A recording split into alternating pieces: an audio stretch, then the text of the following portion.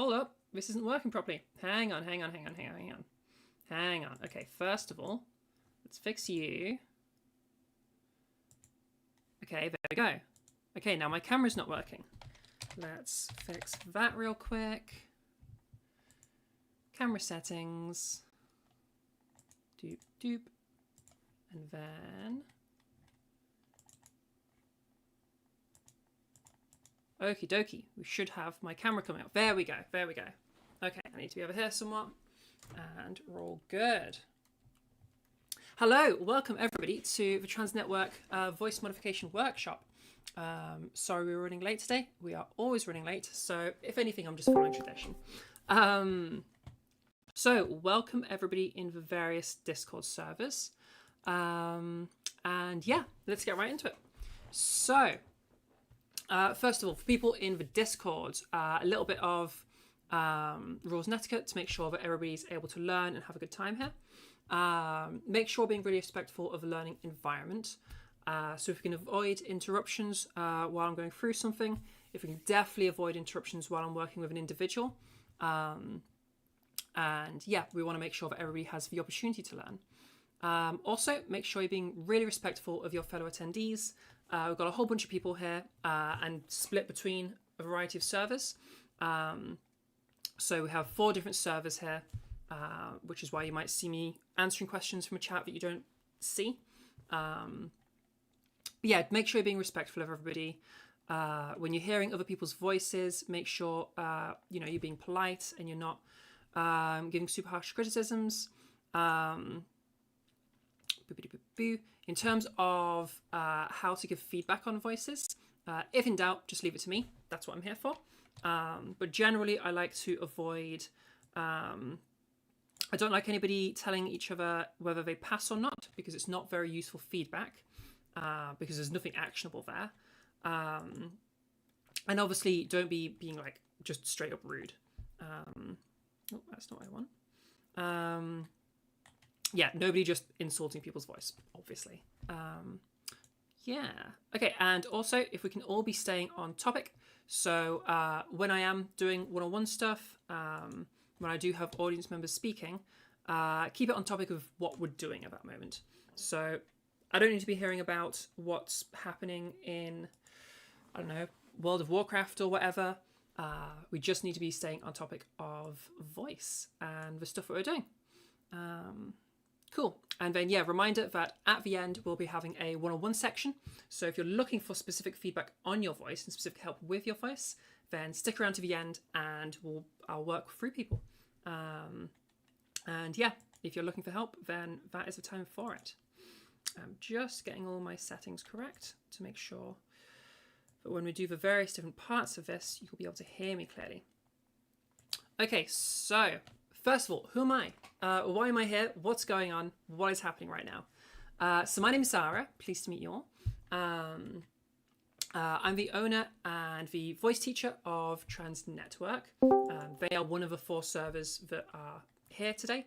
And that's where I teach people and host everything we host, really. So it's the lessons that I do, some of the different ones that are public, that you can like listen in on. We've got makeup workshops. What else we got? These workshops, obviously, and a whole bunch of just cool community stuff. So yeah, right now we are streaming also to YouTube. Link is on screen now. And yeah, I mean, there's all the links to stuff. I guess if you're wanting to support these workshops and help them stay running, then you can do financial support things over at the Ko-fi. And everyone that does do that, like, I love the heck out of you. So thank you so much. Yeah, I've been hosting these workshops since August of last year and teaching since about October. So I've been a voice teacher in terms of teaching individual students for about 6 months now. Or no, that'd be longer than that now. I don't know, however long ago October was. And yeah, I do lessons. My private lessons are £20 each, and my public lessons, so ones that other people can listen in on, are free, because the idea is you're providing something for the public, so I want to provide something for you in it being free. Yeah, my server for all of those things. So very important, what am I not? I'm not a medical professional. I have no medical qualifications. I don't have I'm not a speech language therapist. I'm not your doctor. I'm not anybody's doctor. So none of what we're doing is treatment. I am not helping you with any conditions you have. I'm definitely not diagnosing you with any issues. Closest we ever get to anything medical at all is if I hear something and it just sounds a bit concerning to me, then I might just recommend that you go speak to a doctor about it. And you shouldn't take that as anything more as like your friend telling you to go speak to a doctor about something. Yeah, does that make sense to everybody? Because that is quite an important bit.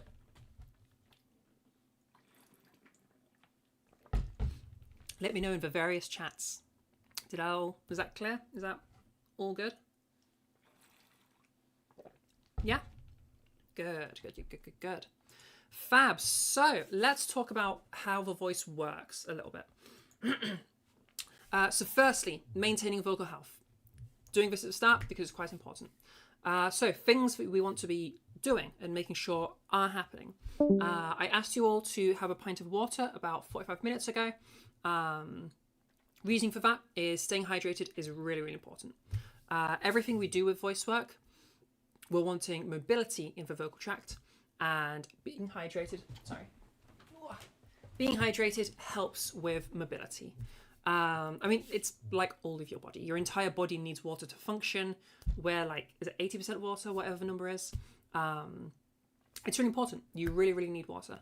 So plenty of water is going to also help with your mucus production and keep everything in balance. So yeah, definitely stay hydrated. You want to be drinking about 2 to 2.5 litres a day. If you're on any diuretics, spironolactone is one that a lot of trans people are on. If you are on any diuretics, then you might want to go above that 2.5 litres. I'll leave it up to you.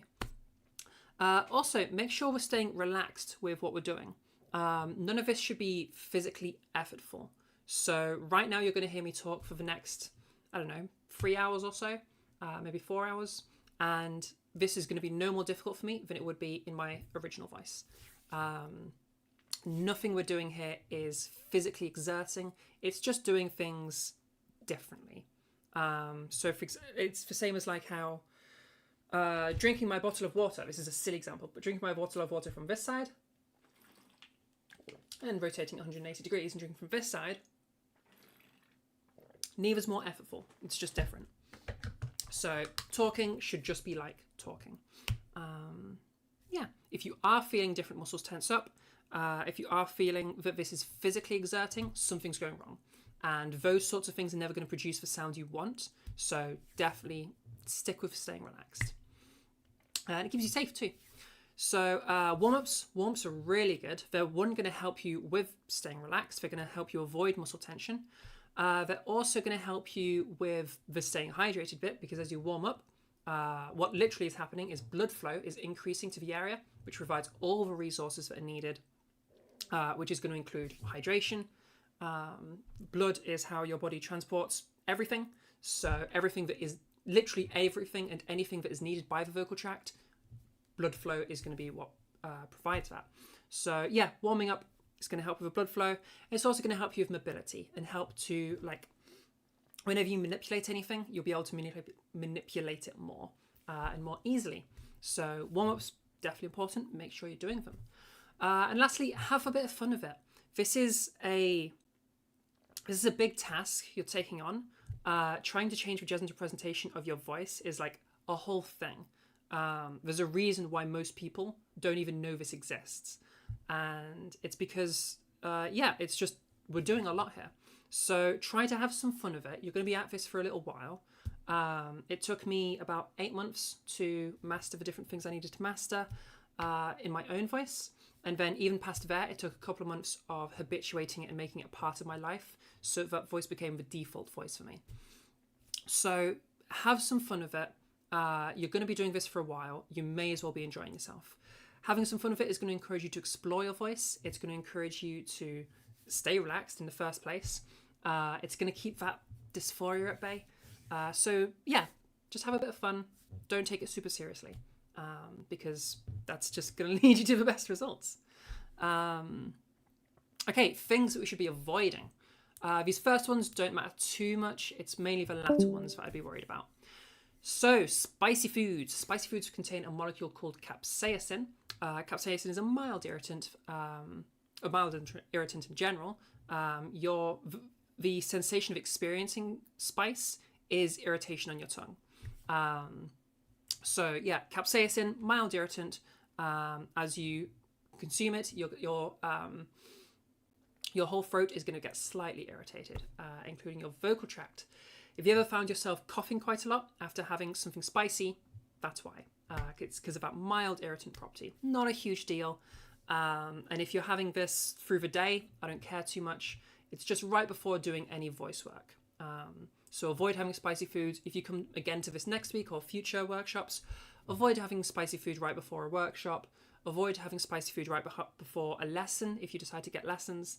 And avoid it before doing just any big sit-down practice that you're going to do. Okay, caffeine. Caffeine is a diuretic. It makes you pee, which means you're losing that hydration. By losing that hydration, you're going to have a much drier vocal tract, which in itself can make you cough. It can mess with your mucus stuff. So avoid caffeine because that's going to dehydrate you. Again, what you do day to day, I don't care about. It's just before doing voice work. You love hot chips? Yeah, have them a few hours ago. Don't have them now. Cool. Sugar. Sugar, just like caffeine, well, similar to caffeine, it's going to reduce your hydration. This time not through being a diuretic, but by making it harder for hydration, for fluids to move out of your bloodstream. So your blood's going to hold on to its water more, which means hydration is going to be harder to get to your vocal tract in the first place. So again, sugary foods right now, not such a good idea. Rest of the day, I don't care what you do. Dairy. Dairy is a bit of a weird one. Dairy just promotes mucus production. I did say earlier that healthy mucus production is important, but if we're just having more and more and more of it, that can be a problem. There's a balance. And dairy doesn't care about that balance. Dairy will just have you excessively producing. So you'll be clearing your throat up, you'll be clearing your throat more, which can cause some irritation. You'll just be having to deal with that mucus, which can mess with your voice. So again, a big load of dairy right now, not such a great idea. Rest of the day, don't care too much. Slightly more important, smoking and vaping. Everybody knows by now that smoking and vaping are quite damaging for your vocal tract and quite damaging for your health in general. It's very hot air. It's obviously going to cause it's going to cause irritation and just straight up damage to the vocal tract. This doesn't mean you have to quit right now. It just means that if you do smoke and if you do vape, it's going to be harder on you. If you're a smoker and you can switch to vaping, that's great. But vaping is still harmful to your vocal tract. So just reduce it as much as you can. And yeah, keep it in moderation. And don't do it right before voice work. Okay, these last ones are more of a during voice work thing, and they're quite important. You should really be focusing on these, okay? So if you're experiencing any strain in your voice, any pain or discomfort, or any tension, these are big things to be avoiding, okay? So strain and tension, these are going to feel like a muscle tightening up. Like if I tense my arms right now, they're really tense, okay? It's the same thing. You're just tensing up a muscle. So any tension that you feel anywhere something's going wrong, okay? Right now, as you're hearing me, nothing in my anywhere in my neck or anywhere in my body is tensing up. So yeah, tension, unnecessary. Strain, unnecessary. Pain/discomfort can come in a couple of different varieties. We can have a sharp stabbing pain, which is usually going to be localized. In that situation, you are doing some damage. Stop immediately, assess what you just did, and try to avoid it. Yeah, that's a big no-no. If you're feeling a burning sensation, usually that's for false vocal folds. We'll talk more about those later. Stop what you're doing. They shouldn't be involved. Try to remove that. And if you're feeling a sort of general muscle fatigue, usually it's a generalized feeling across the throat. This is going to be a similar sensation to if you've been to the gym or if you just had whatever kind of workout and a muscle is tired, it's the exact same feeling. It's sort of generally spread out through the throat. This one, it's not a big deal. You've not done anything wrong. You've just tired yourself out and you need a little break. So just, if that happens, take a rest. Take the rest of the day off to just rest and recover. Yeah. If you decide, screw you, Zara, no pain, no gain, I am just pushing through this to make sure I get this, you're in for a world of trouble. If you push through, especially if you push through pain and just keep going with that, but including strain and tension, you can get some serious injuries.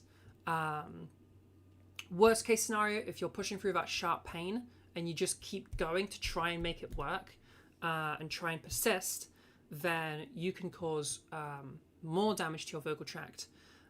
If you keep going with this and this is like becomes part of what you do, you can have polyps starting to form, you can have nodes starting to form. If you've got a polyp, which is kind of like a big sac that starts to develop in your somewhere in your vocal tract, you get that happen and it's a surgery to remove it. So yeah, if you're feeling pain, something is wrong. It's not going to produce the sound you want it to, so stop. It's going to stop you producing the sound you want it to, and it's going to mean you are going to need to take a break to recover. So always, always, always reflect on those physical sensations and try to remove them. Nothing should be painful. That's so, so important. Okay? All right. Any questions about vocal health stuff in the chats?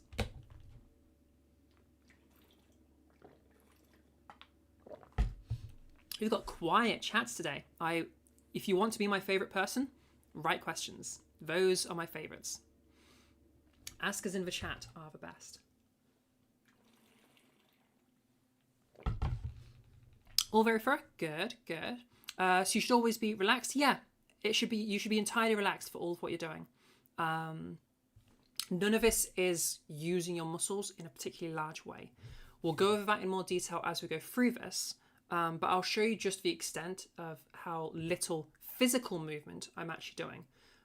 There is, of course, a lot of, like, as you're learning it, there's a lot of mental effort in figuring stuff out, and that's entirely valid.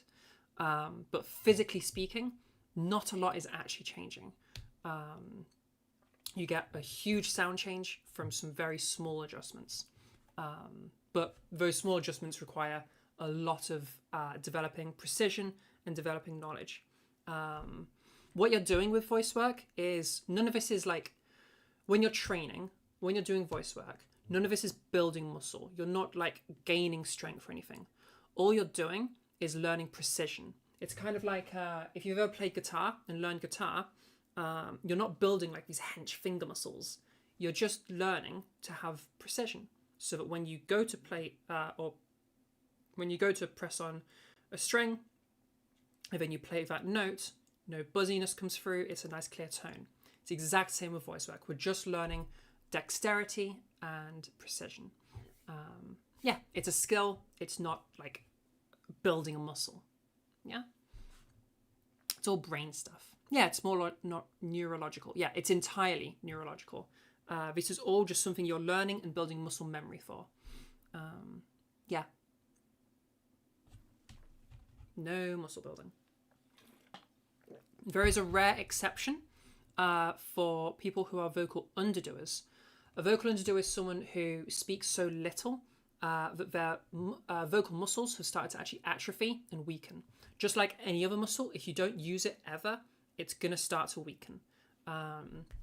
This isn't most of you. Could even not be any of you. But I know some trans people that are particularly dysphoric with their voice do choose to just stop speaking. And this is, as much as it sucks, this is a really bad choice to make. The more you stop using your voice, the less you use your voice, the more those muscles can start to weaken and atrophy beyond the norm. And then you're going to have to build all that strength back again before you can really get into things properly. We'll talk about how to do that later if any of you are experiencing that. Vocal underdoers are normally people that are speaking for like less than an hour a day. If you're someone who struggles to just talk for like 10, 20 minutes, if that is enough to fatigue you, then you might be in that camp. Just for those people and those people alone, we are building up some muscle just to bring us back to the norm. Once we're in that area, then it's just ordinary voice training stuff of learning how to do a skill. Just like, as Alistair puts it, just like playing a piano, learning guitar, anything like that. At that stage, it's just skill. And the actual process of voice feminization, masculization, androgenization, that's all just skill stuff. So the vocal underdoers, they just have an extra thing of building themselves back up so that they can then move to doing the voice modifications. I have a question by Voice Training. Is there a possible rebuilding of tissue in terms of your vocal folds? Because for people like Ziana, she can't go back to as much vocal mass as she used to. No, so nothing is going to anatomically change. However, if you go for long enough not using your old voice, you'll just forget how to use it. You'll forget what it sounded like. You've lost that muscle memory. It's like, it's to go back to the instrument analogy. Let's imagine you've learned to play a song and you've played it a whole bunch and great. And then for like years and years and years, you just don't touch it ever again. You're going to forget how to use it. You're going to forget how to play that song. And it's the exact same in voice. If you just abandon your old voice, sorry, I was tripping over words. If you switch voices, make that a full-time thing and completely abandon your old voice and never use it again, basically just goes away. You just forget how to do it again. Even in myself, I have actively avoided that happening because my original voice is a very useful tool for teaching and for demonstrating things to students and for these workshops and stuff. But even me, every so often I'll trip and be like, how did I do that again? Okay, yeah, that's how I do it. And I have to like figure it out to get there. So yeah, it's just a matter of if you stop using it, it kind of disappears. Just like any skill. Do you have tips on stopping the back of your neck from tensing up during larynx exercises? Or we'll get to that later. Yeah, we'll get to that later. But generally speaking, whatever's happening for you there, Rob, you have your muscle tensing. You have a completely unrelated muscle tensing. It's nothing to do with your larynx.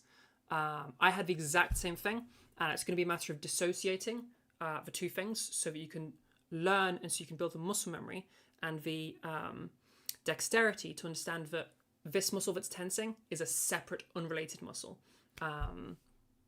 We'll go more into that later. Whenever you use your old voice, it makes you regress and forget how to feminize. Once you switch to your new voice and make that your full-time thing, eventually that will become the default and it will become the easier thing to do. So I wouldn't worry about that element too much. Just make sure you're using your feminized voice, your whatever adjustment you're making, make sure you're using it and practicing it so that you retain how to do it. Yeah.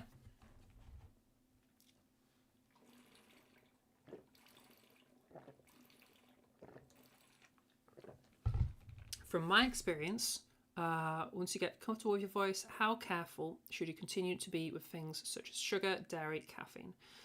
In general, from day one, you don't have to be that careful about any of those things. All of the top 4 on that things to avoid list, do not worry too much about them. Don't excessively consume them right before doing some like practice or right before doing a lesson if you happen to take lessons with somebody. Outside of that, you're fine. Day to day, it doesn't matter at all. Or at least I was until I started ADHD meds, an absolute fiend for sugar, and it wasn't a problem at all. So yeah, it's super not a big deal. Just not right before the voice work. Would it be unusual to feel any physical changes in the throat while developing your voice? So yes and no. Physical sensations and stuff when you're doing these voice things are 1, very inconsistent between people, and 2, shouldn't be particularly obvious. People have a lot of varying results in terms of vibrations. So you may feel or you may not feel some change in vibrations somewhere. If you don't feel it, don't worry. Not everybody does. If you do feel it, it doesn't really tell you anything because everybody gets different vibrations from different things. So nothing bad has necessarily happened. Nothing good has necessarily happened. It just kind of is there and you can ignore it. Other sensations usually are things to avoid. Anything where you're feeling a muscle doing something should probably be avoiding that sensation because the actual change produced as you go from feminizing or masculizing is such a small adjustment that you're barely going to feel it. Masculizers, you will feel a little bit more because of some stuff we'll talk about in a bit. But other than that, this isn't something that you feel to a great degree. I'll show you later, once we go into the relevant section, how much of an adjustment is going to be done in terms of things that you can see. And it's so small. So yeah. Are there any surgeries for vocal feminization that aren't so limiting? You're kind of hopeless. Surgeries are a mixed bag. So there's a surgery that will make it harder to go to lower pitches and thus basically making you go to higher pitches. We'll talk about later how that's barely relevant to voice work at all. There's also there's a surgery in the works, and I don't know whether they're currently out with it, for reducing the we'll go into why this is relevant, but reducing the amount of space in your larynx, which I don't know if they have actually gotten approval to start doing that with people yet, but that is a thing. If you have heard of resonance, then that's going to be a resonance thing, but who knows how successful they are with that yet. Feminization surgeries in general can be okay, although will never completely do the job on its own. You always have to do extra stuff yourself. I would always say leave them as a last resort.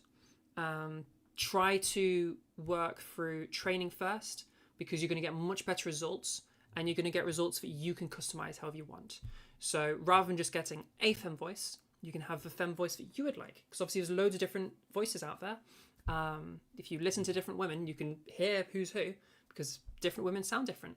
So I would always encourage somebody to at least start with voice training and really give it a good effort. If you're feeling hopeless with it, then hopefully this workshop will help you. But reach out for people to people for help. I'm active in a whole bunch of servers to help people. People in trans voice. Winter is a really good teacher and good resource. You should go to her workshops as well. They happen tomorrow. I do lessons. A variety of other people do lessons. So yeah, and yeah, definitely reach out for help if that's something you're worried about. Is moving the tongue upward of the back of the mouth enough to brighten resonance/raise larynx? You should not be trying to move your tongue in any particular way. When you start doing larynx stuff, which we'll talk about in detail later, that will consequently move your tongue a bit, but the tongue shouldn't be... Don't try to do things by raising the tongue. Your tongue will end up being raised, but other things are going to be pushing it. It's not pulling, if that makes sense. Don't try to control your tongue in any way. Just let it do its thing. We'll talk about that in a slide or two. Does raising the larynx as a part of a resonance training affect the cosmetic prominence of the Adam's apple while speaking? That's going to massively vary from person to person. Yeah, it's too much variation. If you have a particularly prominent Adam's apple, maybe not. If your Adam's apple points a particular way, then maybe not. Depending on how your neck is structured, maybe not. I mean, to look at mine, so my larynx is raised right now. You can still see my Adam's apple there. It's going to vary massively from person to person. Is your connection bad, or do people also have really bad streaming? You might find that the streaming is a little bit meh on the through my camera on Discords. If you watch through the YouTube, that always has the best quality in terms of video quality. Yeah, I have inconsistent results in Discords. Doesn't mean you have to leave a call. You can still be listening in, or like be present for the chat. There is also chat in YouTube, so just whatever you prefer. Yeah. Does having a less prominent Adam's apple indicate smaller vocal tract or something? No, not at all. That's a completely different factor. Okay, right. We're getting into questions that are going to be answered in a couple of slides, so let's keep going. So, first of all, how does a voice actually work? So I want you to think about this power source filter model. It's a pretty simple model, but it just perfectly encapsulates everything that's like relevant in gender affirming voice or trans voice, whatever term you prefer. So, first of all, the source of power, okay? Think about the power as being, or the fuel as being the air coming from your lungs, okay? So that air is going to start traveling up. It's going to enter your larynx, which is, some people call it the voice box. It's this big box of cartilage. You can feel, if you be gentle, this is your throat for breathing and stuff. But if you feel around your neck, you can kind of feel this hard, big area. That is the larynx. Inside of larynx, towards the like bottom end of it, are the vocal folds. We call this the source because that's where sound is applied. So this is the source of the sound, okay? So you've got the power behind your sound, being the air, and then the source of the sound itself, being the vocal folds. They start vibrating that air because they're going like open, close, really, really quick. If you look at that GIF, you can kind of see that dude's vocal folds opening, closing. As they do that, they vibrate the air, which then applies sound. Literally, just your ears pick up vibrating air, and your brain turns that into sound. All right. That sound then carries on through the vocal tract and sort of takes on the shape of the vocal tract. All right. And we call this the filter because the rest of your vocal tract is filtering that sound. So the remainder of your larynx is causing some filtration. As it goes up into your mouth, your tongue as it moves around is causing some filtering. Your lips as they move around is causing some filtering. And this is why you don't just have a series of single tones coming out when people talk. You have words, you have expressions, you have all of these different sounds that aren't just the sounds on a keyboard, okay? Because we're filtering that sound into words and utterances. Okay, does that make sense to everybody? So that's the idea of the filter part. Yeah. Am I making sense? Yeah? Sick. Okie dokie. All right, let's keep going. So, what does testosterone do about this? Or what do hormones do about this? So first thing to know, really important for you all know this, estrogen does nothing to your vocal tract. It has zero effect whatsoever. Testosterone, however, does have an effect. It will thicken up the vocal folds. By thickening the vocal folds, that impacts the way your vocal folds vibrate, which impacts the sound being produced. If you heard people talk about more vocal fold mass, that's this going on. The vocal folds are literally, think of them as like they're getting thicker. So yeah, as they get thicker, the sound that changes is just between my voice right now, where this is the sound that light vocal folds would produce. And then if I start to add a little bit of buzziness in here, now this is the sort of sound that would be created by vocal fold thickening. Okay, we have this buzziness coming into our voice. All right, so we have that element coming into it. We also have the vocal folds lengthening. As they lengthen, that's going to give us access to lower pitches, which is why pitches tend to be a little bit lower in masculine speakers. We'll talk later about why that's completely irrelevant. You don't need to worry about it. And the larynx lengthening. So the larynx, as it's exposed, starts to descend and lengthen, and it also starts to expand. So that's why if you've been exposed to testosterone, your Adam's apple starts protruding, because the Adam's apple is part of the larynx. It's part of the cartilage. And yeah, if you just imagine it expanding, it just starts to push against the skin, and that's why you see it. So everybody has an Adam's apple, whether you're AFAB, AMAB, just if you're human, you have one. But it might not be visible unless you've been exposed to testosterone. Yeah, that's the deal with all of that. So, and think about that larynx lengthening, okay, and expanding. Now we have a larger space, so that filter is going to be different, okay? Remember that sound is taking on the shape of its environment, so if that shape expands, then we're going to have a change in the sound, yeah? A change in that filter. To really easily show you this, and show you this principle, okay? Here's my ukulele, all right? We have a chamber here, okay, environment. If I just tap, you can hear the sound. So the source is me doing this tapping, okay, and the filter is this whole body. I should do here so you can see it properly. The filter is this whole body, okay? Now, if I swap out for my guitar, we have the same source, okay, of just me tapping. But now we have a completely different filter, okay? The body is much, much larger. So we create that change in the sound because of that larger space.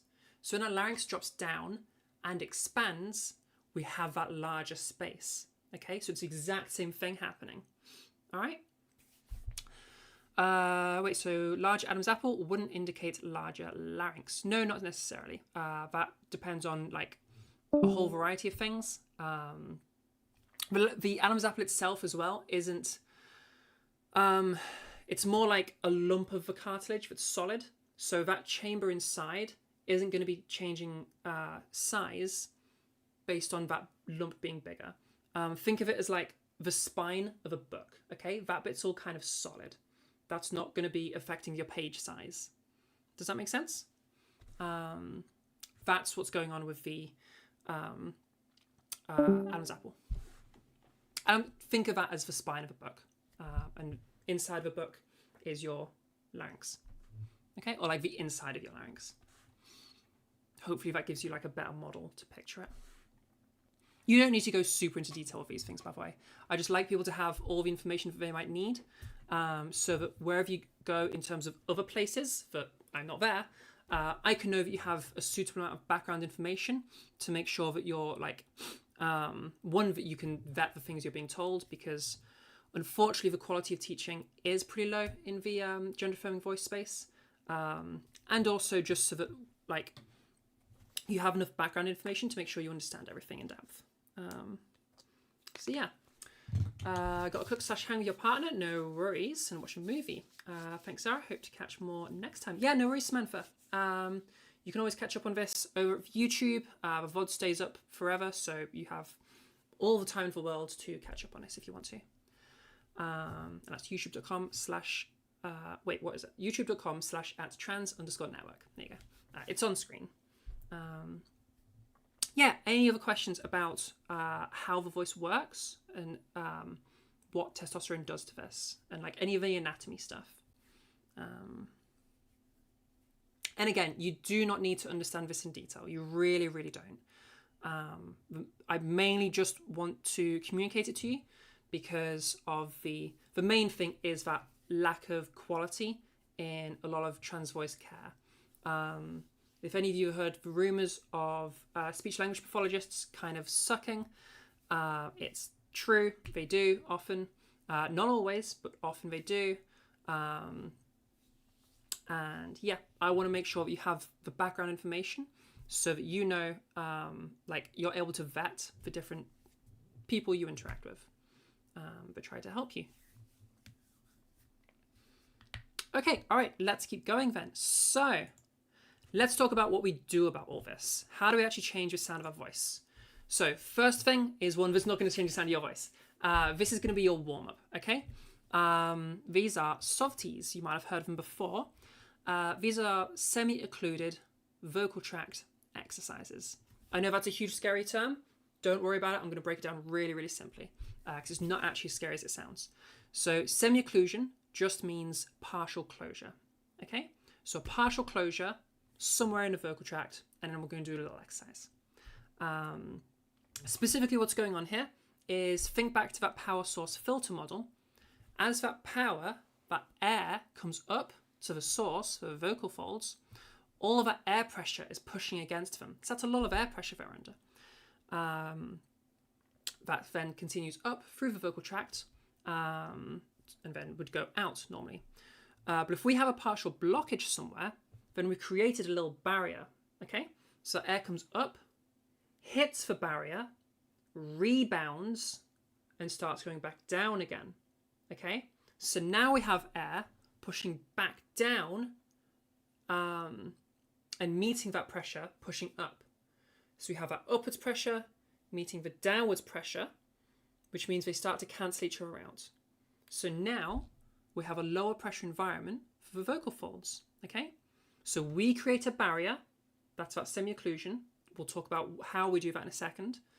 We create that barrier so that the air rebounds and starts going back down again and reduces the overall pressure or the final pressure that your vocal folds are under. And then while we're in that lower pressure environment, we just start stretching them out and we start doing stuff with them because now we're low pressure, everything's good, we can do stuff. So that's the idea behind a SOVT. Now there's various ways we can create this barrier. That little graph there basically shows you the best ways. So the further or the higher up it is in that graph, the better the exercise. So we can be looking at, my favorite one is the lip trill.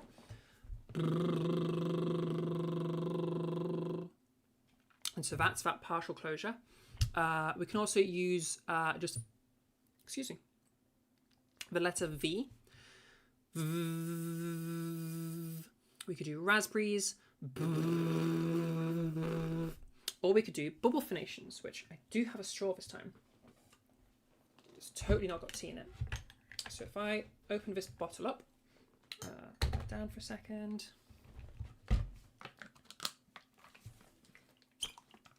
Okay, if I open this bottle, a bubble phonation is take a straw, put your straw into a vessel of water. There you go, it goes in, and you just start blowing bubbles and making sounds through that.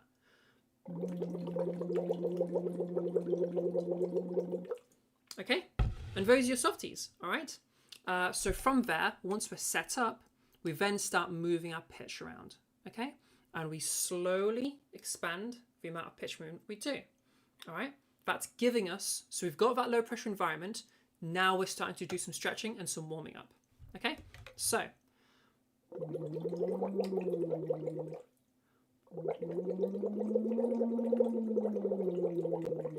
yeah?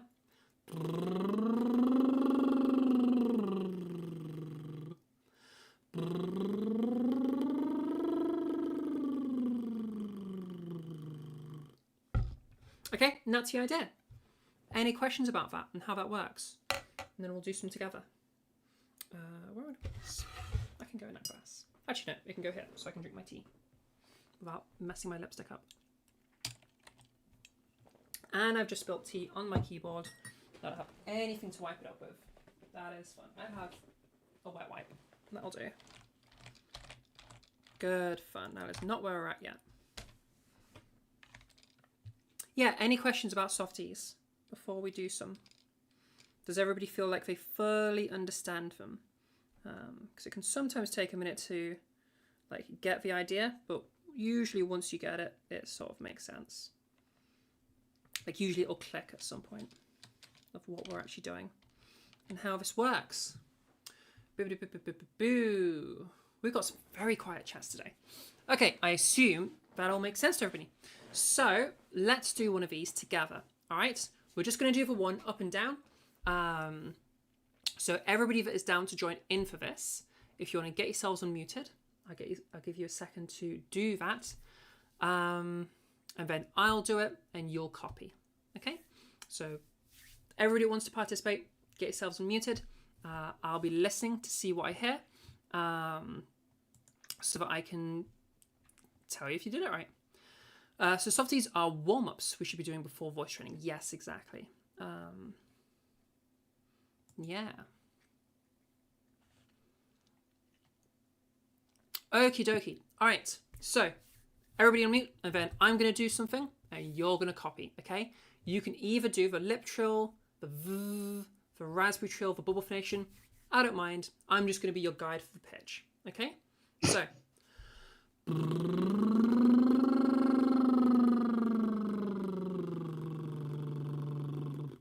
Your turn.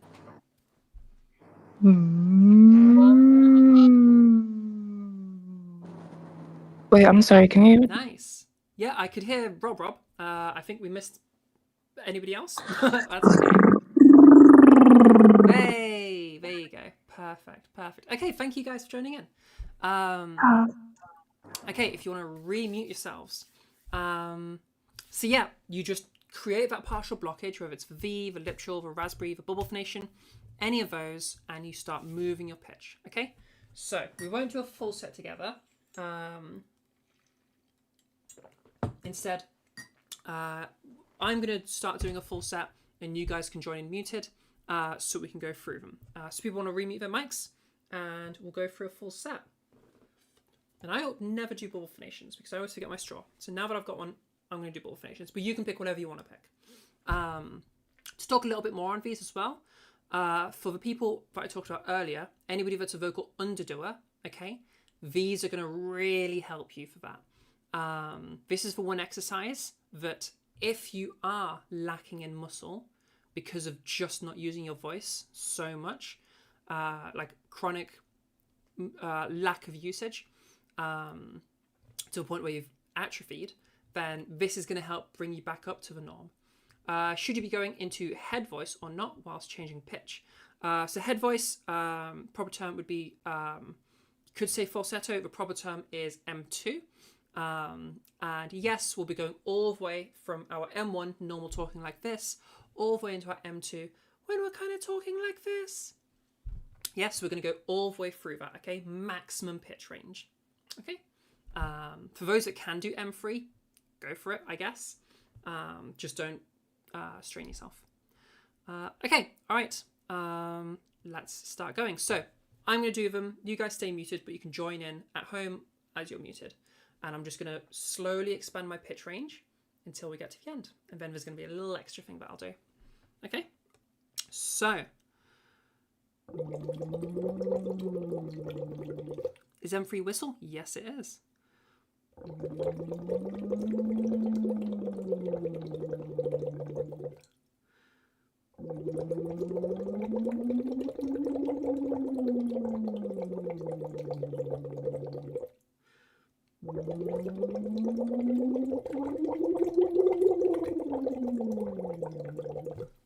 Oh, need a little ban on the YouTubes. Fooled your mum last night, bruh. Okie dokie. And delete that. And then we'll do a bunch of dots. Just to get that off my screen. And let's just pop that down so I can do that properly. Sick. Get the fuck out of here, TQQ. Nice troll. Fab. Okay, let's keep going.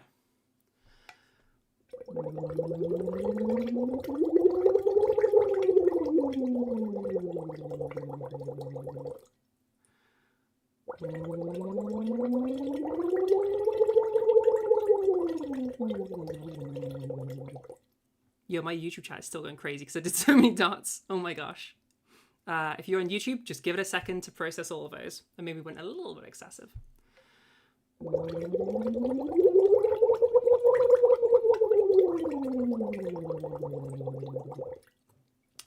Is an octave of pitch change good?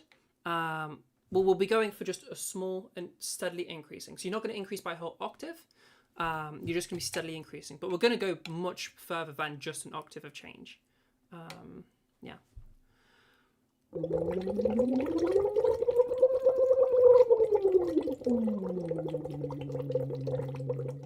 You can hear there, that was much larger than just an octave.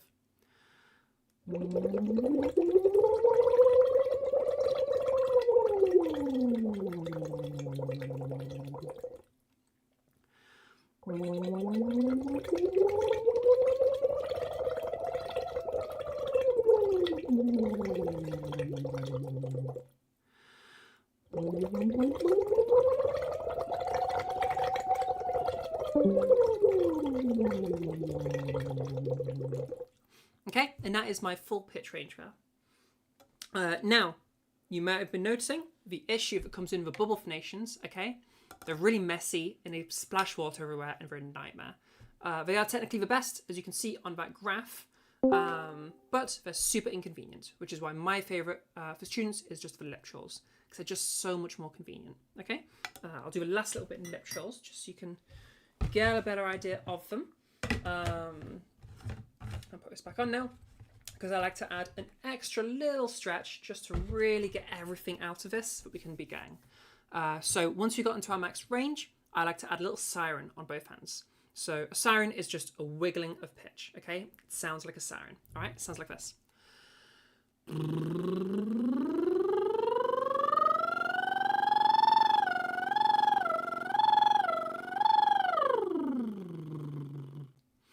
Okay, so just that siren sound, okay? Then we do the same thing going down again.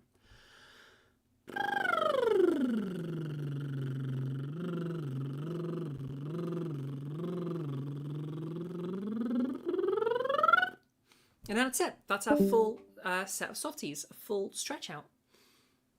So, any questions? Does that make sense to everybody? Softies have a range of other benefits as well. So, one, they will help you bring you to a normal amount of muscle strength. They're also going to increase blood flow to the area. That's your warm-up side of things, okay? They're also really useful to deal with morning voice. Excuse me. Yeah, they're really useful for dealing with morning voice. If you've experienced morning voice where you feel like it's really difficult to do much with your voice, you can't maneuver it much, you can't change it much, and you feel like you have a much darker, lower pitched voice in the mornings, there's a reason for that, okay? When you are just day to day, as part of your vocal tract maintaining its health, is you produce mucus, okay? A mucus just like lining, I guess, around everything. Reasoning for that is we got a hole here and we're breathing stuff in from the outside. So there can be particulates, there can be dust, there can be microbes, and all of that stuff we do not want getting involved in our bodies. So every hole that we have, think about like ears produce earwax, okay? Everywhere has some kind of mucus production or something being produced to catch all of that just stuff in the air, to stop it infecting our bodies and to keep us safe. So over time, your mucus is catching all of that dust, any microbes, all of that, and then you have these little cells called cilia, which are like little brushes. Okay, and they brush all of that mucus up, where you then swallow it back down. Okay, and digest it, and that's just kind of how your body works and how it prevents infections and stuff. And then just produces more mucus to replace that. So it's a continuous cycle of producing, pushing it up, and swallowing it down again. Overnight, you have an issue. You stop swallowing. And also your cilia, they don't completely stop, but they slow down significantly. So now all that mucus is being produced to protect you, but none of it's being gotten rid of. So you have more and more mucus being produced. It's filling up with more and more dust and particulates. So it's getting all claggy. There's a lot of it. So in the morning, you have all of that gross mucus building up and messing with your voice. Very simple solution. Do a bunch of softies. That will increase the blood flow, get those cilia working again. You're awake so you can swallow. And yeah, all of that mucus is going to start being pushed away and being cleared out. So just do a bunch of softies. Keep going until your morning voice is gone. You'll find that just talking anyway is going to be removing it. Softies are just going to do a much faster job of it. So yeah, morning voice, if you need a cure for it, just do a bunch of softies, it'll go away. Also, plenty of hydration is going to help with that as well, to thin out that mucus and help your cilia clear it out better. Low siren is hurting your upper back / shoulders. Is that a muscle thing, or is my body just being weird? Your body's just being weird. To control your pitch, all that happens, the only thing to control your pitch is your vocal folds, the speed that they vibrate, okay? So higher pitches are produced by your vocal folds vibrating faster, and lower pitches are produced by them vibrating slower, okay? If you think of you'd have seen that pitch can be measured in hertz, okay? When I say vocal folds vibrating, specifically what is happening is they are closed, then they open to let some air out, and they close again. And they do this on repeat, okay? And that's what we then call them vibrating. And do it really, really fast. So as they're doing that, imagine that this is like a cycle, okay? Closed, open, closed. That's a cycle, all right? We call those glottal cycles. Don't worry, you don't need to remember that. Point is, the measurement of hertz is literally how many cycles did you do a second? Okay, so 220 hertz, which is an A2, A3, something like that. That's 220 close, open, close cycles in 1 second. Okay, so literally the speed of your vocal folds is pitch. Yeah, that's what's up with that. Any other questions about softies?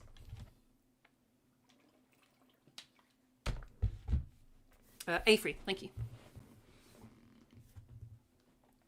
Okay, let's keep going then. So, all right, weight/glottal quotient. This is going to be your first thing that actually changes the sound of your voice. So welcome, we're doing the proper stuff now. Last little thing on softies. If you're brand new to voice work, I would say just start with these and do these for a couple of weeks, okay? By doing these for a couple of weeks, you can be assured, and I can be assured, that your vocal health is in a reasonably good place. These are going to help you to control your pitch in a much safer way, because if you do it weirdly, your sound will just cut out, so it'll be like... So you have issues like that, where the sound is cutting out. You need to work on being more relaxed as you move your pitch up. The bubble phonations will help you to learn how to do that.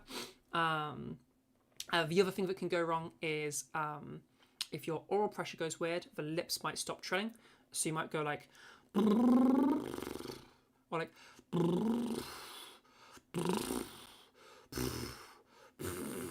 all of those sorts of things happening. They're usually issues of lips or something with oral pressure. Quick fix for that to help you is apply a bit of pressure in your cheeks. That'll help you stabilize things.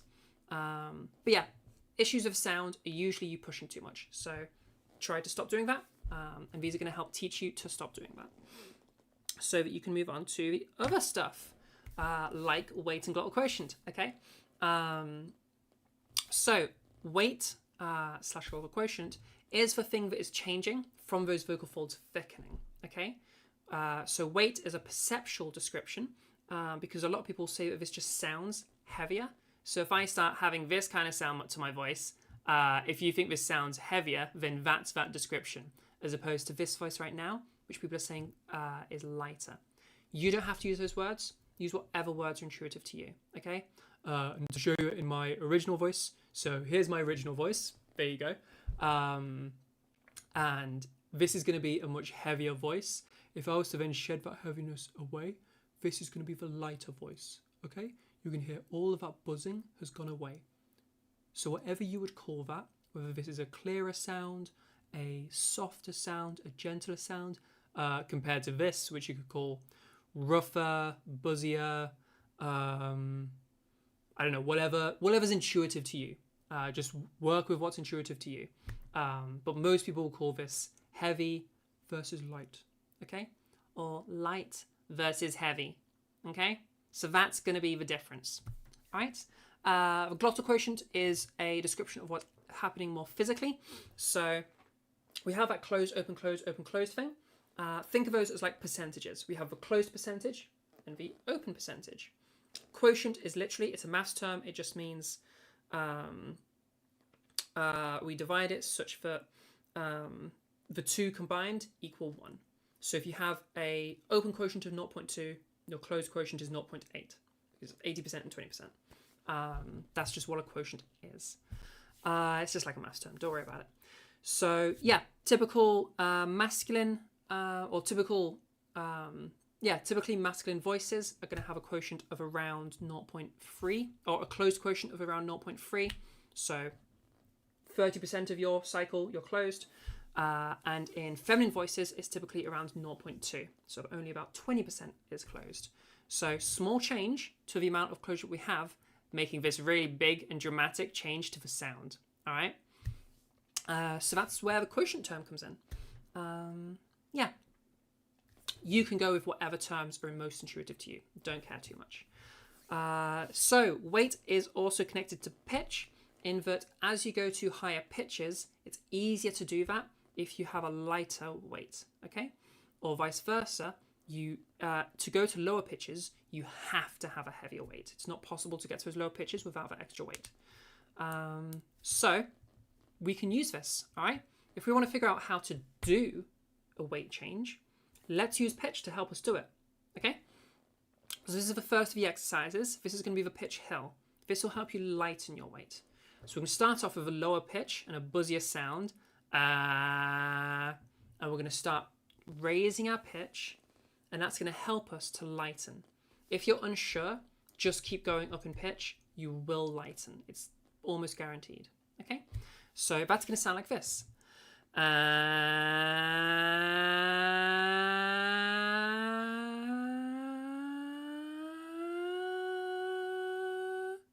you can hear at that top pitch, I have a much lighter sound. So now we've achieved that lighter sound, we're going to start dragging it down again in pitch, bring it back to a normal speaking pitch, and then go into some talking, trying to retain that lightness. So a full drill sounds like this. And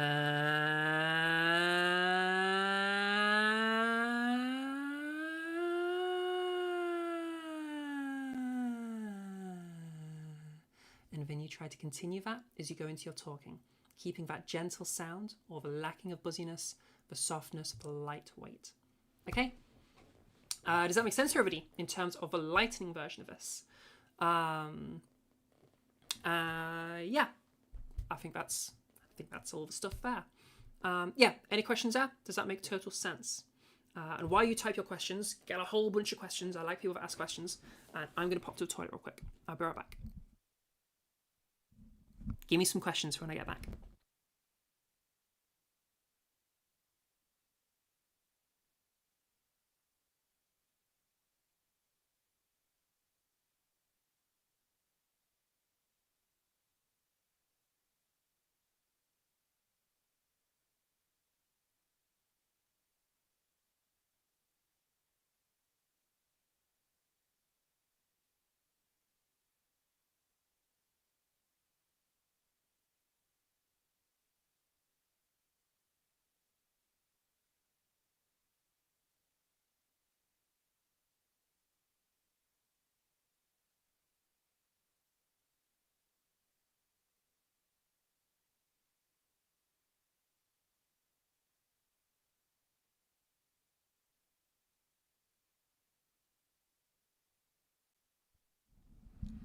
Okie dokie. Boo boo boo boo boo boo boo. No questions? That's okay. Could you try doing that one more time? You didn't fully catch it. Yeah, so we're starting at that lower pitch with that buzzier sound. Or in fact, I'll do it over here, okay? Then we're going to drag that up, okay? And we can get all the way into our falsetto here, our M2.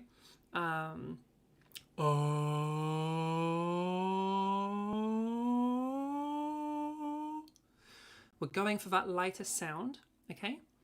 Once we get to that lighter sound, you don't have to go all the way up to falsetto, but it's totally fine if you do. All the way up to that lighter sound, okay? And then once we've got that light, gentle sound, try to bring it back down pitch while keeping it nice and light, okay?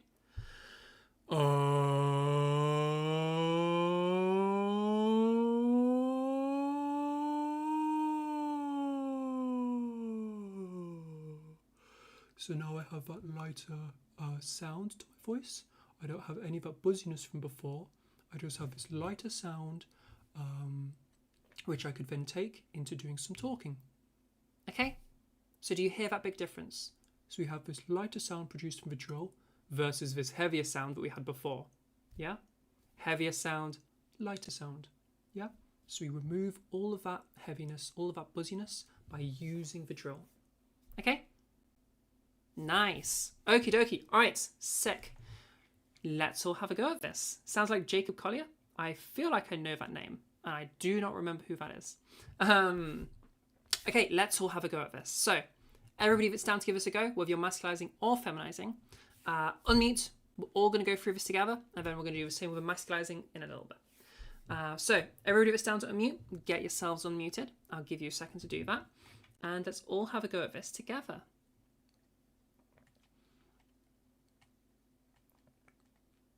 Okie dokie.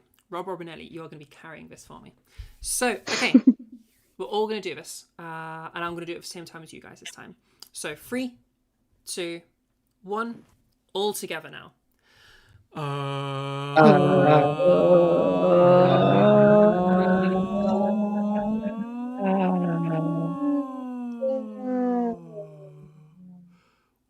2, 3, 4. Whatever you want to say afterwards. Nice. Excellent. Well done, everybody. Okay, remute again. That's the drill. So make sure you're retaining that soft sound and making your way down in pitch.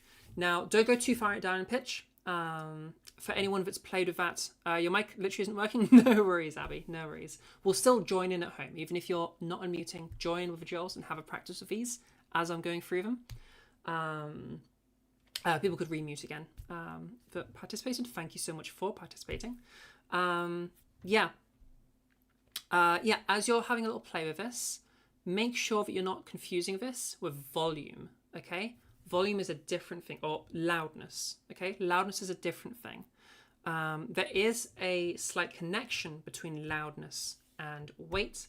However, you should be disambiguating them as much as possible.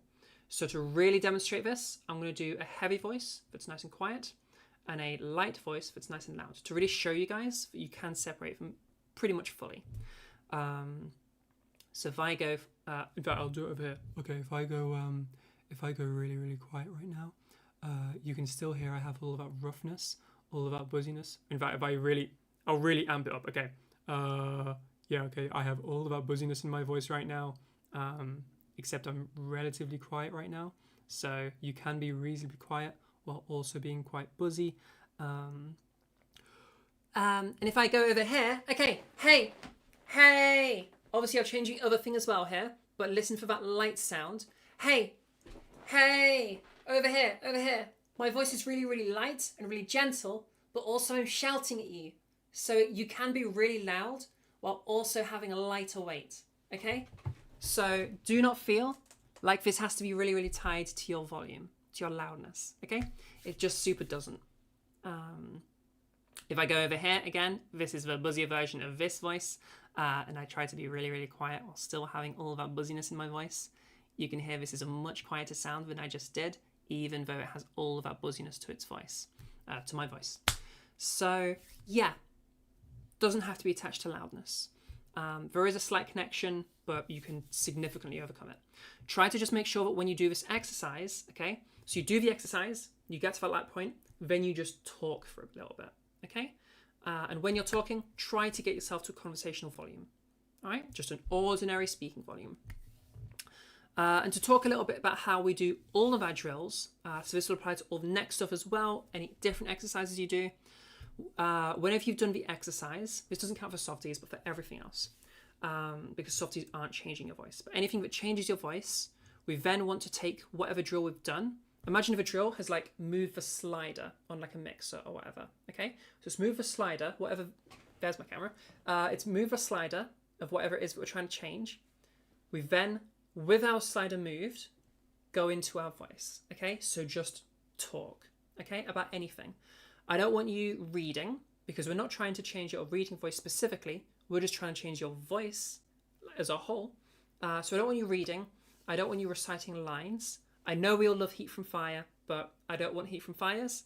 I don't want reading from Rainbow Passage. I want you just talking about anything. You could be telling yourself about your day. You could be explaining to yourself something you've learned at school if you're in education or university. You could talk about what you've been doing at work. Literally anything. Talk to yourself about your favorite video game. It doesn't matter what you say. The point is to just be talking and practicing the change to your voice. Just talk normally, yeah. But keeping the modification, So just on the drill to lighten your voice, keep that lightness as you then go into your talking. Okay? And if you notice your, whatever it is that you've tried to do, if you've noticed it starting to slip, just re-drill and then carry on with what you were saying. Okay? Keep doing that. You'll have to do it quite often at first, but keep doing it, and eventually it's going to become more and more consistent. You're going to have less slips, and it's going to become part of your muscle memory. So that's a little bit about how we do exercises in general, as well as the pitch hill. What about the masculizers though? Okay, if you're masculizing your voice, then you're going to do the complete opposite of what we just did. All right, you're doing the pitch trough. So to do a pitch trough, we're just going to start at just whatever pitch, okay? And we're going to start going down, all right? As you're going down, you just keep going lower and lower, and eventually something's going to happen to your voice. It's going to go weird, all right? That weird section is called the grave extension, all right? It sounds like this.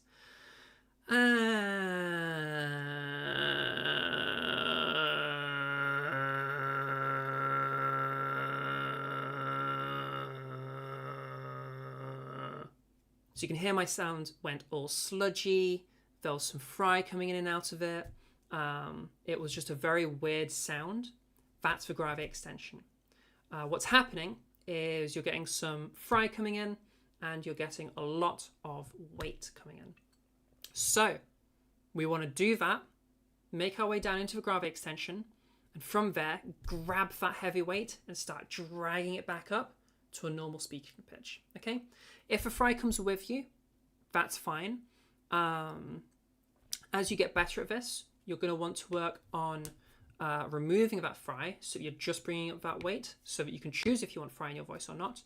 But as you're still learning this, I don't care if a fry comes along. Just, it can be something down the road as you develop skill with this, okay? So the full drill is just like the last one, but in reverse. And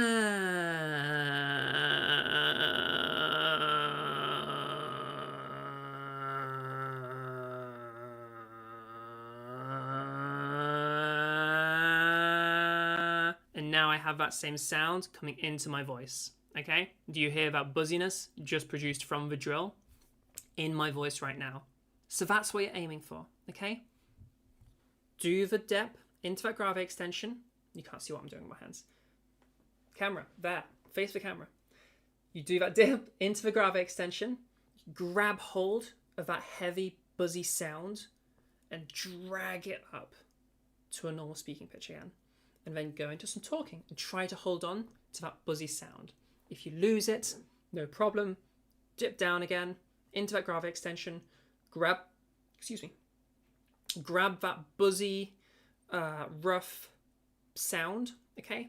Drag it back up again and just keep practicing until you've got it consistent.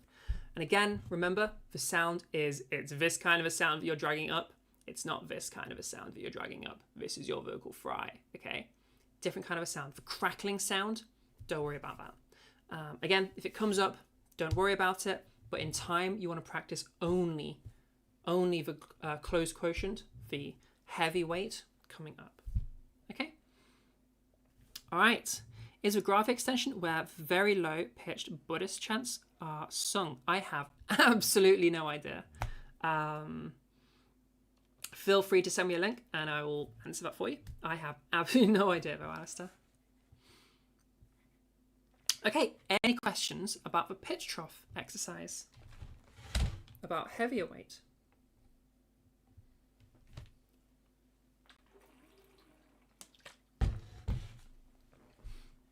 I see typing. I shall wait.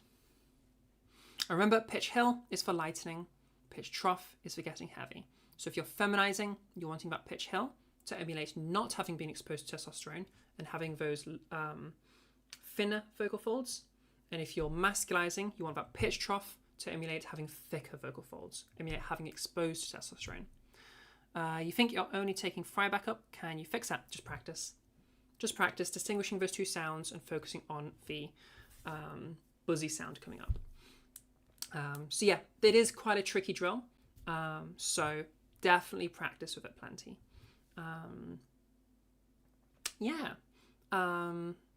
for the masculizers as well, this might actually want to be the second thing you do.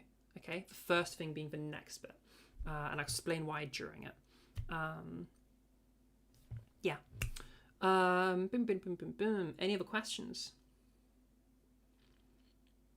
In fact, type away your questions while those that are down to unmute have a little go at this. So, for people that are down to have a go, unmute your microphones and we'll have a little play with it. In fact, it can be masculizers and feminizers, just to make sure that people don't feel singled out. Everybody have a go. If it's down to have a go. Okie dokie. So, just like last time, I'll just do it at the same time as you, and we'll go for it. So, 3, 2, 1.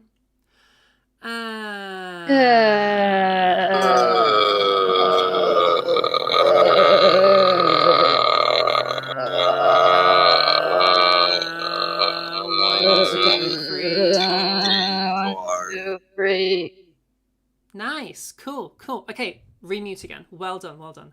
For the voices that I heard there, you did the drill totally fine. Did it correctly. Your fry came back up with you, which is totally fine as a beginner to this. Just as you keep practicing, start to get rid of that fry again. So that the only thing that comes up with you is that heavier sound, the closed quotient sound. Remember, closed quotient is your heavier weight, open quotient is your lightweight. Do not worry about that. It's just whatever term you prefer. They're just terms. So, some common problems you can have with this. Do not confuse a lighter weight with breathiness, okay? Lightweight sounds like my voice right now. Breathiness sounds like my voice right now. So if you have all of this turbulence, if you have this breathy sound where you're breathing out a whole bunch as you're talking, this is a different thing. So you don't want breathiness, you just want light and gentle. Okay? Very different things. We also don't want hyperadduction or hyperabduction. These are more common for the pitch troughs. Okay? Hyperadduction, imagine you are lifting a really heavy weight. You guys don't give this a go, just listen to it. Okay? If you're lifting a really heavy weight of a gym, okay, that's going to make that hyperadduction sound. So, big heavy weight, this is like a role play.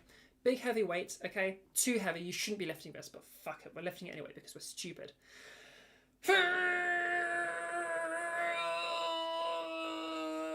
And me talking like this right now, this is hyperadduction, okay? So my true vocal folds are really, really tight, and that's making that hyperadducted sound. Then if I try to like breathe through that a little bit, now we're going to get hyperabduction, okay? And if I try to breathe through it as I'm talking, now we have this hyperabducted sound. Excuse me. The abduction, you might feel it as that burning sensation because your false vocal folds are going to be coming into it. For the adduction, you'll just feel it as lots of very big tightness, and you're like, your air might not come out very clearly. So you might feel like you've got excess air that you're having to constantly get rid of because not enough is being able to get through. Yeah, true vocal folds being too tight, false vocal folds being too tight. Well, the false vocal folds would also be paired with the true vocal folds being too loose, I guess, and allowing too much air through. How do you fix that? So if you're having that, you will practice this a little bit of just practice doing it and then practice removing it. Now, don't go as extreme as I did, okay? I did that for demonstrative purposes. But you want to do enough that you can tell what you're doing and then try to remove it. And then do it and try to remove it, okay? To build up that knowledge of how to remove it. Because if you can add something, you can take it away, okay? So you do more of it to teach yourself to do less of it. Do not practice that a whole bunch. Very much listen to your body when doing it. You want to very much rest after you've practiced hyperadduction or abduction, because these are really intense things to be doing with your voice, and they're going to fatigue you really quickly, and your technique probably won't be perfect, so you might hurt yourself a little bit. So be really, really careful practicing this. The only purpose of practicing it is so that you know what not to do. Okay? So try to avoid it as much as you can. All right. Yeah. So yeah, if you are having issues with it, practice it just for the purpose of learning how to remove it. Cool. Okay, so the pitch hill / pitch trough is my favorite of these exercises. The reasoning being that it's much more universal. Everyone can do them. Because of that pitch connection, just everybody ends up being able to do this. And it's intuitive at the same level for everybody. These next few are much less consistent between people. However, some people find them, the people that it does work for, tend to find them really easy. So we'll give these next two a go, but just keep in mind that they're not going to work for everybody. If they do work for you, they'll probably work really well for you. So yeah, ASMR voice. If you've ever listened to ASMR, we're specifically talking the softly spoken ASMR. They kind of talk like this, where they have this really, really gentle sound to their voice. This is me using a very light perceptual weight, and I'm turning the loudness down. Okay, so then bring that loudness back up. So you're doing like a loud, softly spoken ASMR. And now we have that really, really gentle sound to our voice. So that's going to be your ASMR voice. That's going to be that lightweight. So you're just mimicking an ASMR style voice. And then we're comparing that to a sports announcer voice. Oh my gosh, things to do with sports. Now I have in my voice a much, much heavier, much buzzier kind of a sound. Because da-da-da-da-da, it's things to do with sports. Nice shot. Batter out. Strike. Okay, anything that the dude says in Wii Sports. Those are the sort of things I'm going for. Birdie or whatever it is that he says. That's going to be a much buzzier voice, a much heavier voice.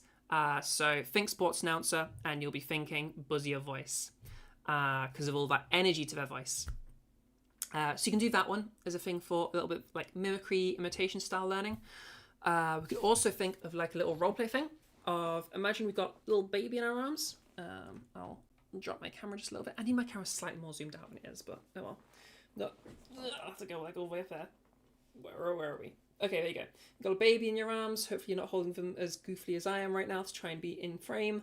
You're holding a baby in your arms and it's a very cute baby. And you're going to go, because you're going to coo at that baby. All right?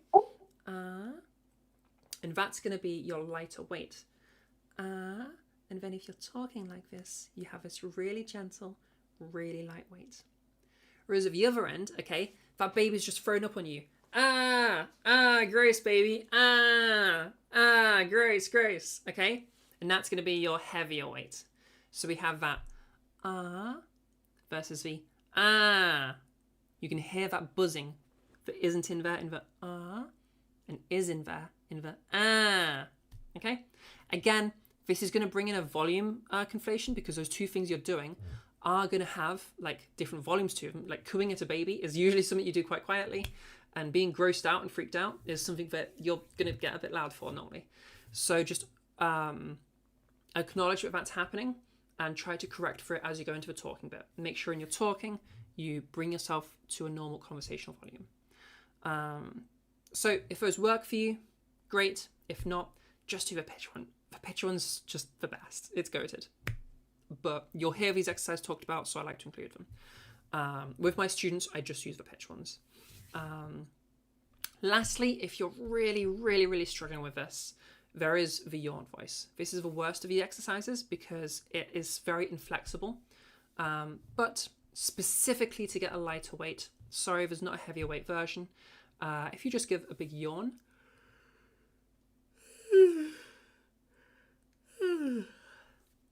and then you kind of talk like that, okay?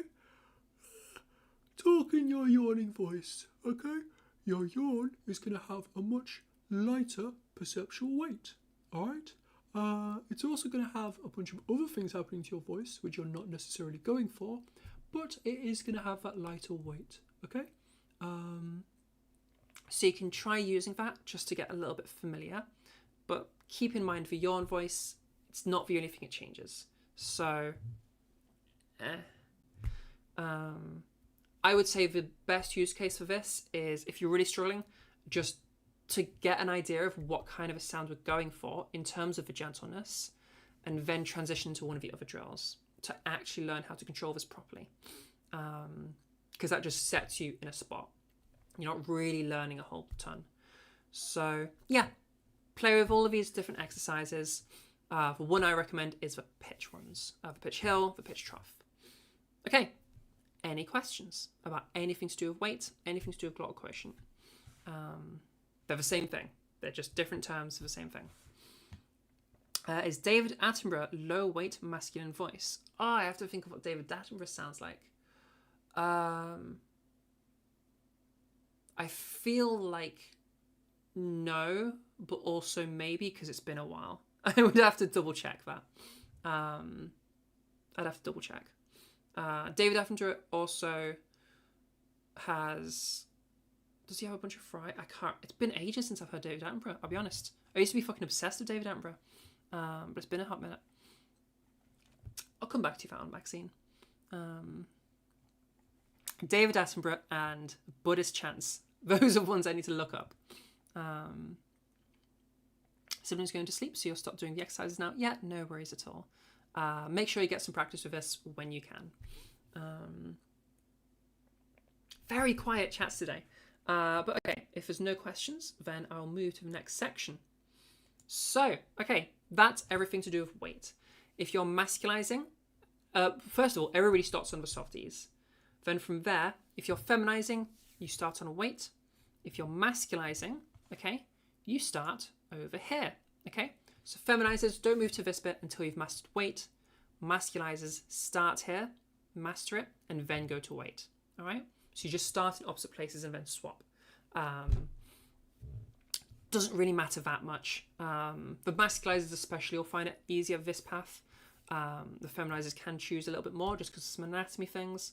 But ultimately, none of it matters that much in terms of the ordering. If you can do it, you can do it. I don't care about how you got there. Gotta go, you'll join tomorrow. No worries, Ashley. Thank you for coming to the amount that you've come to. Okay, so this comes under a whole bunch of different names. You'll have heard a variety of names, but the ones most common are size, resonance, and larynx height. And size could either be talking about perceptual size or vocal tract size.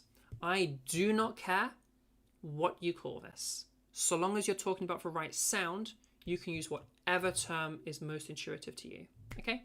I keep looking at the Discords instead of straight at the camera. You can use whatever terms are most intuitive to you. So what is this? Again, it's that ukulele versus guitar thing, okay? It's the size of your vocal tract in terms of a literal thing. In terms of a sound change in people, okay? Remember our larynx. Let's look at my larynx, okay? There's my Adam's apple. Hopefully you can see that nice and clear. Let me check the camera. Yeah. You can see this nice and clear. There's my larynx, okay? When testosterone is exposed to it, remember, it's going to go down, okay? And it expands. So now that I have that lower larynx, I have this larger vocal tract size, if we're measuring from the point of my vocal folds, okay? Because they've come down with it. So now there's a larger size between the vocal tracts and leaving your mouth. So because of that larger size, we have a change in our voice. We sound darker, we sound larger, we sound more cavernous, any of these kinds of things, because our larynx started here and dropped over to here. Now again, if I move it back up, you can see that this isn't a huge movement, okay? Try and get closer.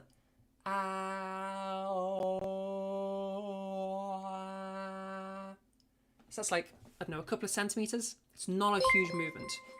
Oh, thank you for the subscribe. Laura Tenner has subscribed to the channel. Yo, thank you so much, Laura. Thank you for the subscription. That's really, really nice of you. Yeah, subscribe to YouTube. I should be telling you guys to do the things. Subscribe, like, comment, all of, you know what YouTubers tell you to do.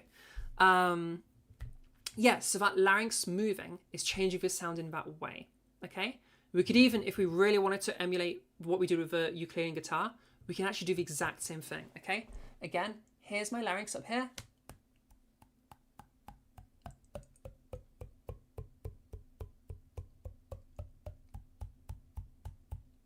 And that's all just my larynx moving up and down, changing that sound, changing that filter, okay? So, How do we do this? And to go into what those different names mean. So larynx height, it's the height of your larynx, because that's one of the things, that's like how we're controlling this this sound. Size is either saying that it sounds bigger or smaller, or it's saying that the vocal tract size, okay, the capacity is larger or smaller. And resonance is just saying that that sound is produced and it resonates through your resonators. Your resonators are the filters, okay? Your larynx is a resonator, your mouth is a resonator, technically your nasal passage is a resonator, it's just not relevant here, and your lips are a resonator. So they are changing in size. If you hear people calling this brighter, it's because it kind of sounds brighter.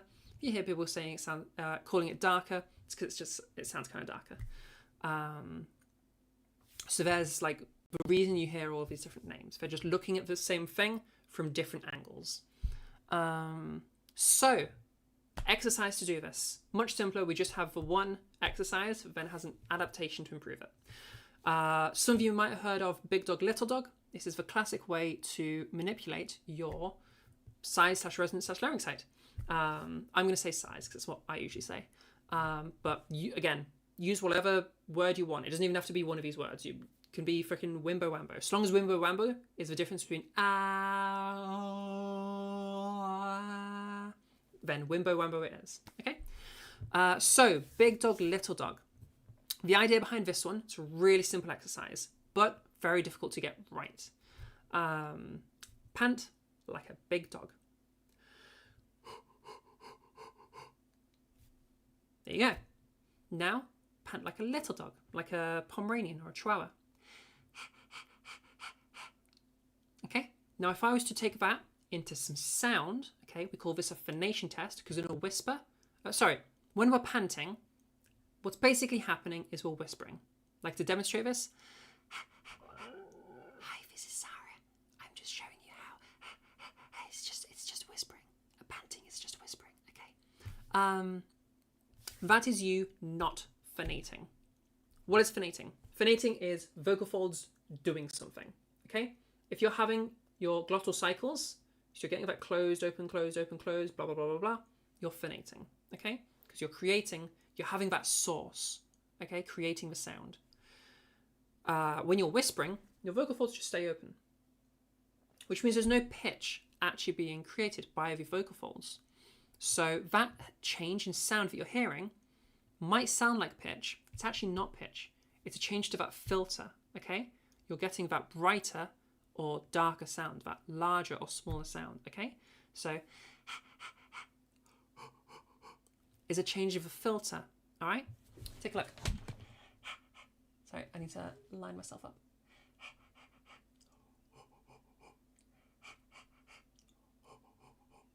Do you see that larynx moving up and down there? So that's going to be the drill.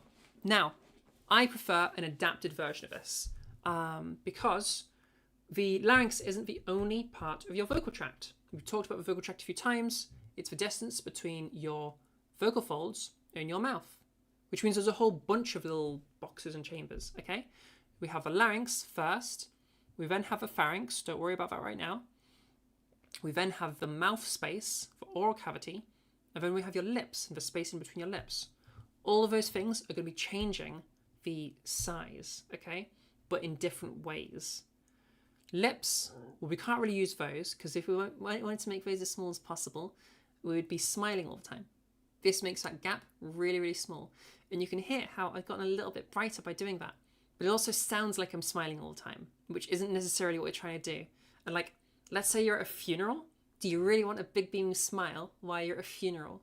It's going to be really weird when you're saying, oh, I'm so sorry about your loss. I'm so sorry with this beaming smile on my face. It's a bit awkward, okay? Lips, they're occupied. You use them to communicate emotion. You use them for socializing. And you use them for different sounds. So lips, we're ruling those out. What about the mouth? Okay. Well, if you talk, you'll feel that your mouth is doing a lot of stuff, okay? Your tongue is going to be all over the place. You're going to be opening and closing your mouth a whole bunch. There's going to be a whole bunch of stuff happening in your mouth. So if we try to fuck with that, that's going to mess with the sounds you're able to produce. So for example, like E is a pretty small sound, Ah is a pretty small sound, but they're not the only sounds you make. So if we was to just delete like O and yeah, you'd be getting brighter, but you'd also lose like half your language. So let's not mess with that. Your mouth, it's too busy making words. So that mainly leaves us with the pharynx, don't worry about that right now, and the larynx. So that's why we have our focus just on the larynx. Big dog, little dog can mess with things a bit because you can have that mouth space changing. Again, mouth space changes for words you say. Listen very carefully to this big dog, little dog. And this is what a lot of people do, okay?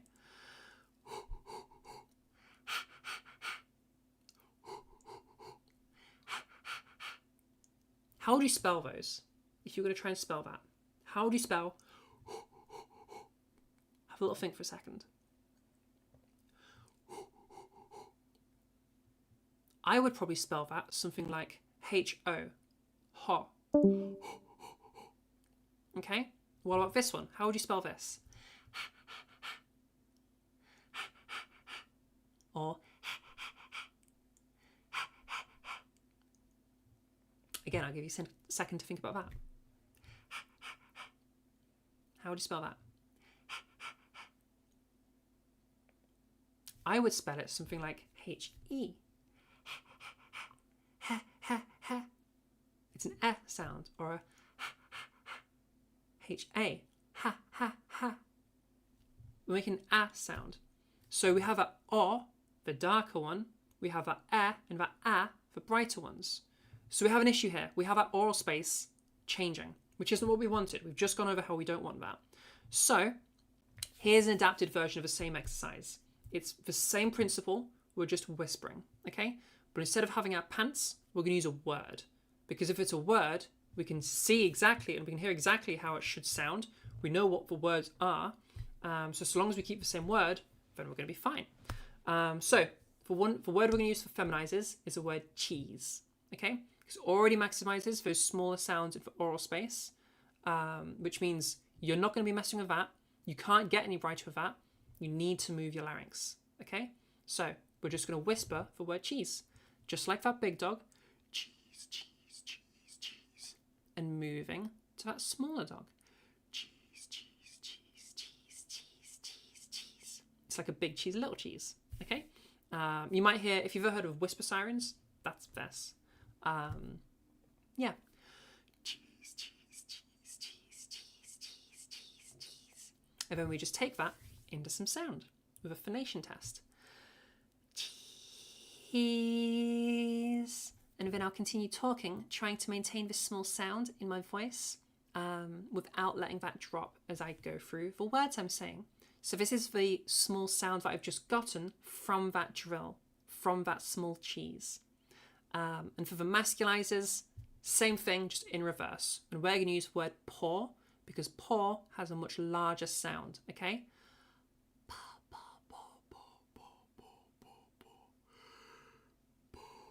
And then we're going to try to maintain that sound in our voice as we go through our talking, okay?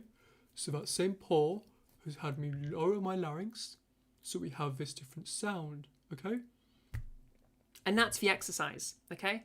We have our big paw, and our little paw, big paw, or our big cheese, little cheese, to have us moving to the size that we're looking for, okay? Again, a little hack for the feminizers. If you're really struggling with this, sorry masculizers, you don't get hacks. Sorry, it is what it is. Wait, no, strike that, reverse it. This is a hack for the masculizers. Sorry, feminizers, you don't get one for this. You got one last time, okay? It's the same thing, that yawn voice, okay? If we give a big yawn, and I try to talk through that, okay? Now I've got that larger larynx, okay? Now I've also got a much lighter weight, and again, this is kind of stuck in a very, very large area, but it has gotten us larger. So if you need to, you can try experimenting with this just so you can see how things are going to be moving towards. However, use it just to get a vibe, transition to the whispered words. If you can do this without the yawn voice, great. Do it without the yawn voice. It's just there as like an emergency backup. So, whisper the word, move it according to what you're trying to change your voice, the way you're trying to change your voice, and take that into some speaking. And that's how we do this. Okay? Any questions? Bring your questions into chat. I think somebody needs to mute their mic. Somebody's mic isn't quite muted. So just throw an out there. Yeah, any questions about this before we give it a go for people that want to participate? Any questions whatsoever?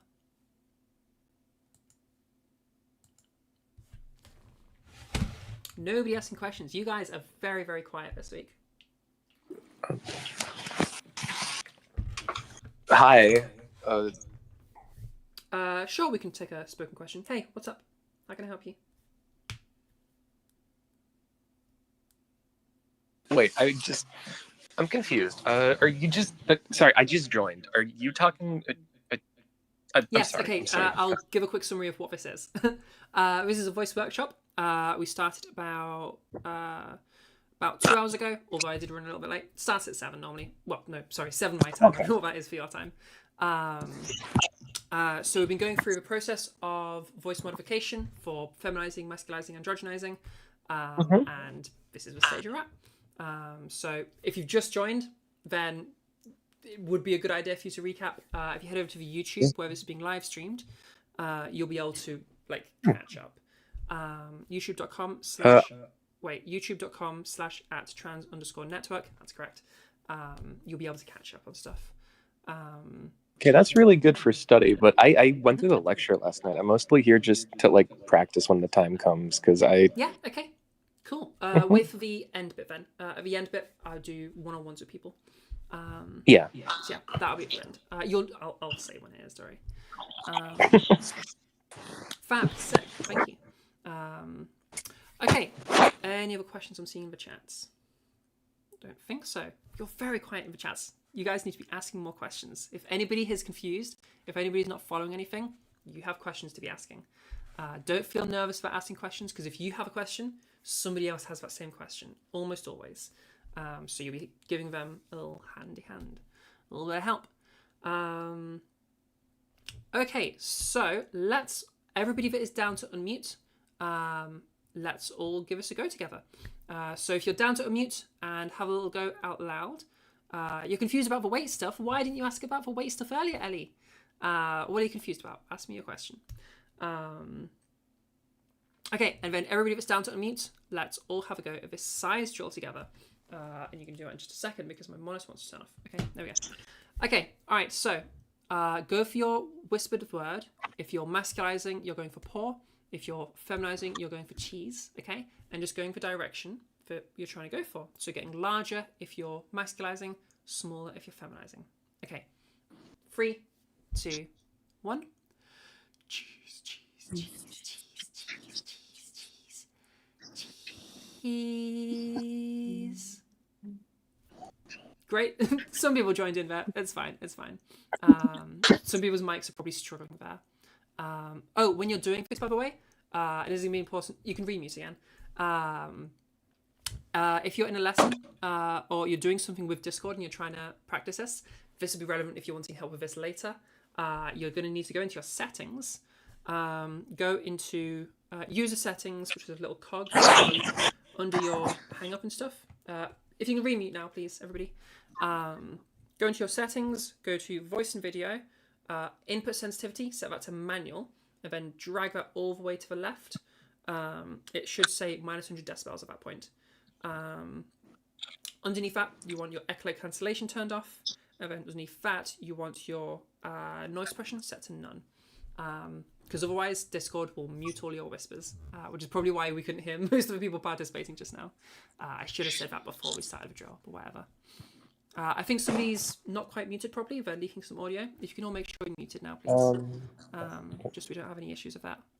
And you can type your questions in chat, Dory. You were showering, you didn't fully understand the ASMR part. Yeah, no worries, no worries. So again, So if we're going back to that weight stuff, pitch hill is going to be the pitch ones. Those are going to be the best for, so pitch hill for lightening, pitch trough for masculizing. But some that you can use if you need to are the ASMR voice versus sports announcer, when you're asking about.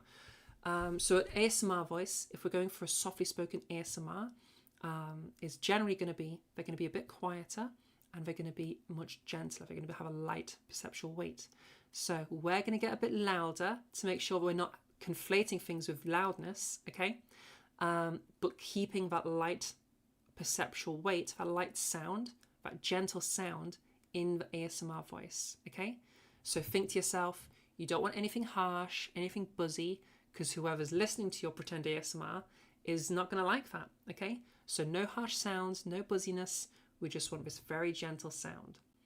And then compare that to a sports announcer's sound. Yeah, sports, things to do with sports. I don't know anything about sports. Think about like the Wii Sports guy, okay? Nice shot. Batter out. Strike. Okay, all of these things that he's saying. We have a buzziest sound to our voice. We have that that buzziest sound to our voice. Batter out. Okay? All of these things are going to be more typical of a sports announcer voice. Hey! Dragonflame42 subscribed to the channel. Yo, Dragonflame, thank you so much for your subscription. That's really, really nice of you. Thank you so much. So that's for ASMR versus sports announcer. The sports announcer has a typically heavier voice. You're going to be more intuitively heavy if you're trying to mimic a sports announcer voice, versus the ASMR voice, which is more intuitively going to be a lighter sound, because that's how they sound. So if you're imitating an ASMR voice, you're getting that lighter sound. Not a perfect exercise. The pitch one's better, but for some people, this is going to be very intuitive. So it's just for those people that find it super intuitive. Thank you, Sarah. Ciao for now. No worries, Zach / Clara. Thank you for coming. Can you give a really quick explanation of the pitch hill? Yeah, so remember, weight is attached to pitch. In that it's easier to get to higher pitches with a lighter weight. It's easier to get to, or it's necessary to have a heavier weight to get to lower pitches. So the pitch one is, we're going to follow that trend. So we'll start off lower pitched with a buzzy sound, okay? We use pitch to help us get rid of it, okay?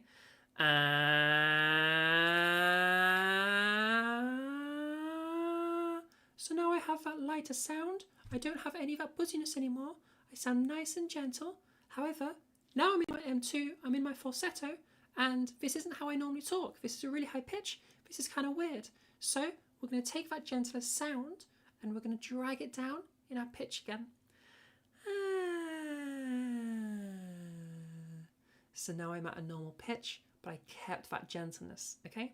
So the full drill is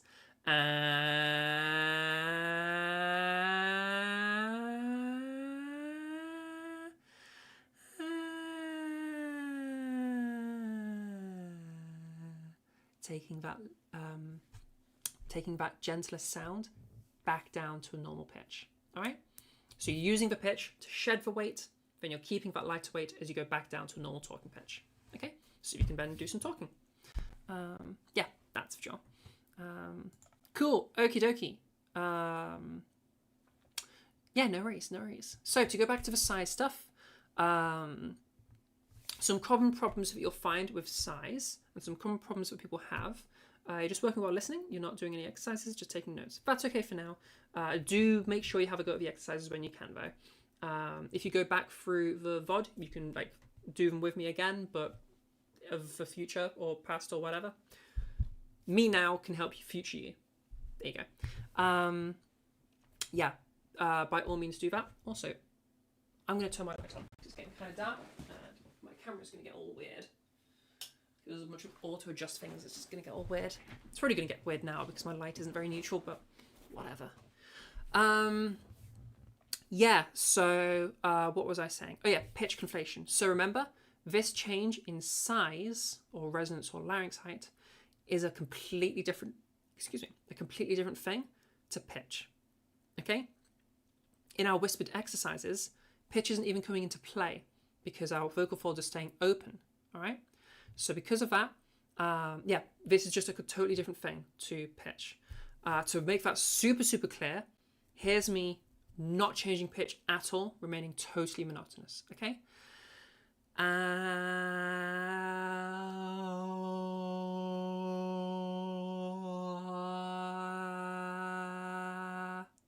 Okay, you should be able to reasonably hear that that's the same note. Maybe with a little bit of wobble, but it's the same note. Okay. Why am I not looking at camera? I never look at camera. It's the same note. Okay. Here's pitch changing. Do you hear how that's completely different to what we just did?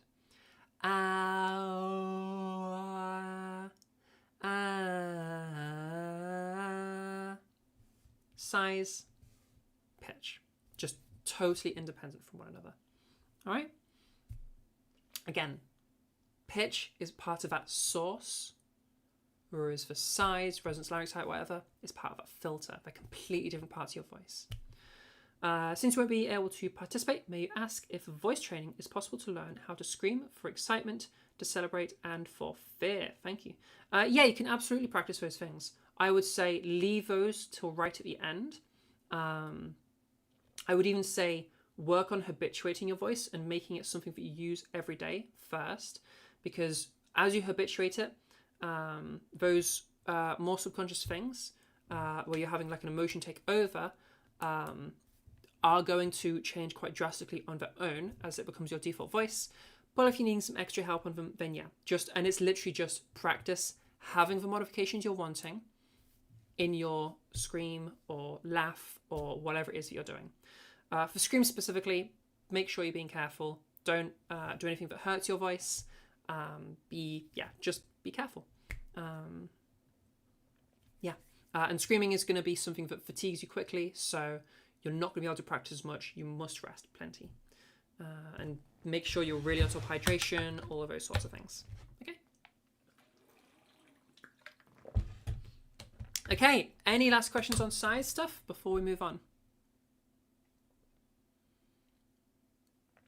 Looking like a no questions.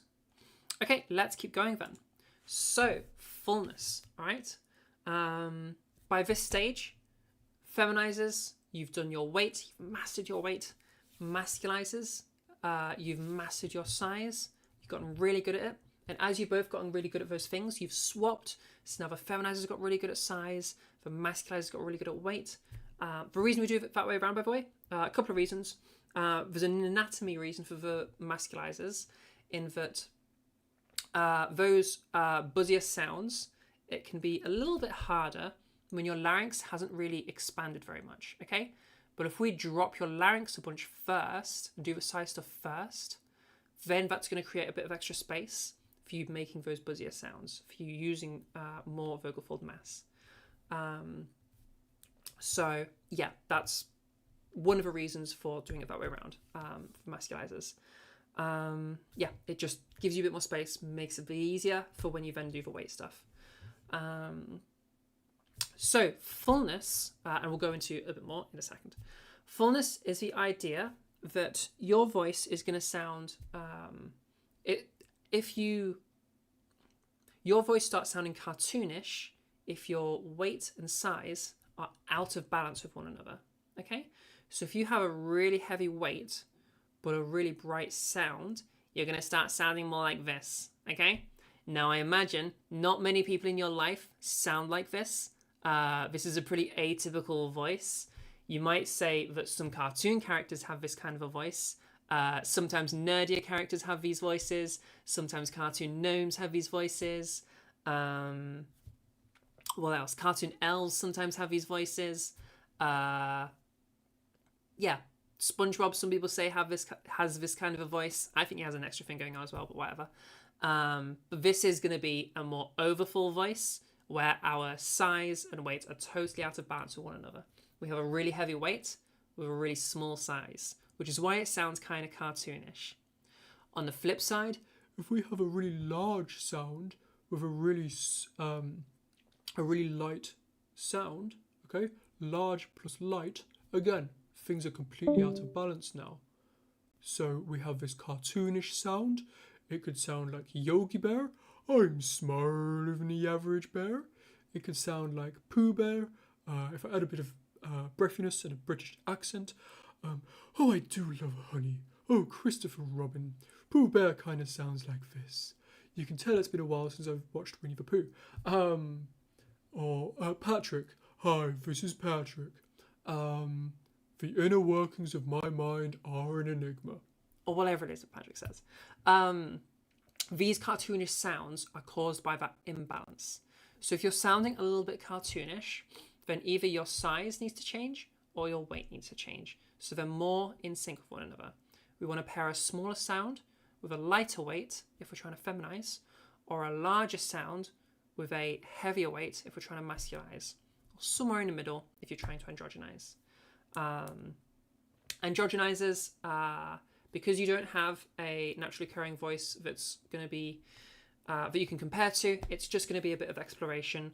Play around with what feels like somewhere in the middle until you find what you're looking for. You're just going to have to explore and have a play with it. Any questions about fullness? Reasonably simple concept. It's just if you're sounding cartoonish, the two are out of proportion. And you either need to be having your size more in sync with your weight, or your weight more in sync with your size, in that lighter is paired with smaller, heavier is paired with larger. Yeah. That make reasonable sense? You don't need to be perfectly full. You don't need to be like bang on that cross line, okay? You just need to be not sounding cartoonish to yourself. If you feel that it sounds cartoonish, this is probably the issue. If you feel it sounds like a normal voice, then perfect. You're full by your own reading, which is what you want.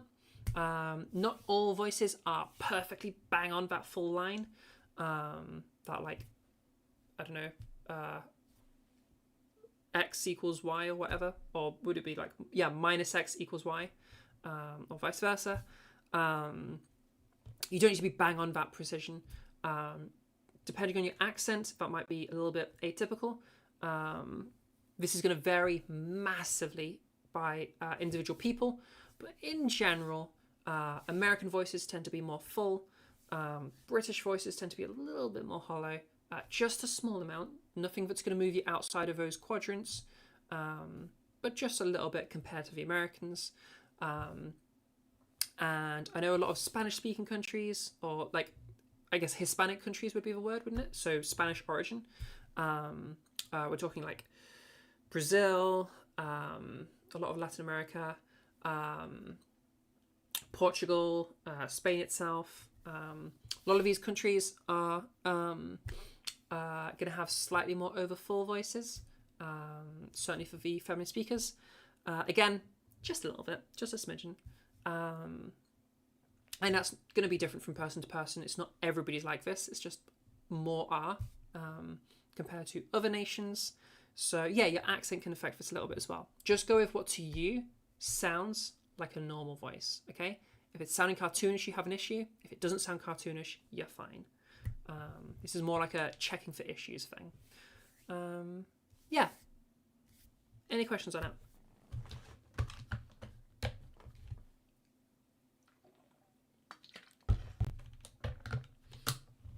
No questions. You guys never ask questions. Give me questions. Okay, we'll keep going then. So we've changed our voice in all the ways that we're going to change the gendering stuff at this stage. So we have our size, we have our weight, the two core components to your gendering, your vocal gendering. We've removed or we've emulated either having or not having been exposed to testosterone. I'll talk about pitch in a minute. We have a masculine voice, or we have a feminine voice, or we have an androgynous voice. So at this stage, this is your late stage, okay? Time to make it your own, all right? Because you don't just want to sound like generic woman, you want to sound like you, or generic man, or generic androgynous voice, generic NB, I suppose. You want to sound like you, and all the different non-gendered things that accompany that, okay? You're going to bed now? No worries, Rob. Thank you so much for coming. So, a few things with customization, and these are going to be non-gendered things that are just still a part of your voice, and you might have a preference towards or a preference against. So this list is not an exhaustive list. There are an infinite amount of things that we could talk about here, because there's an infinite amount of ways you could change your voice. However, we cannot just go for infinity. We have to have a schedule here. So here's just some of the most common. And these are things that people either like or dislike in voices. So vocal fry. Vocal fry kind of sounds like this. So it's this very crackly sort of a sound. It's a very scrunchy kind of a sound. It's like a popping, okay, in your voice. That's vocal fry. If you like it, add it. If you don't like it, get rid of it. Vocal fry, if you think of like a character like, what's she called? Raven from Teen Titan. Raven from Teen Titan is just permanently in fry, okay? So she's literally just talking like this all the time. This is her voice 24/7. Usually people don't use fry all the time. It's more typical to just be in certain words, highlighting certain things. You hear it in my voice just there. I often do it during my downwards inflections. I do it in a lot of my ums. Yeah, if you listen for it, you'll hear it more as we go through the talking, because I use vocal fry sometimes. I don't mind it. Yeah, if you like it, add it. If you don't like it, get rid of it.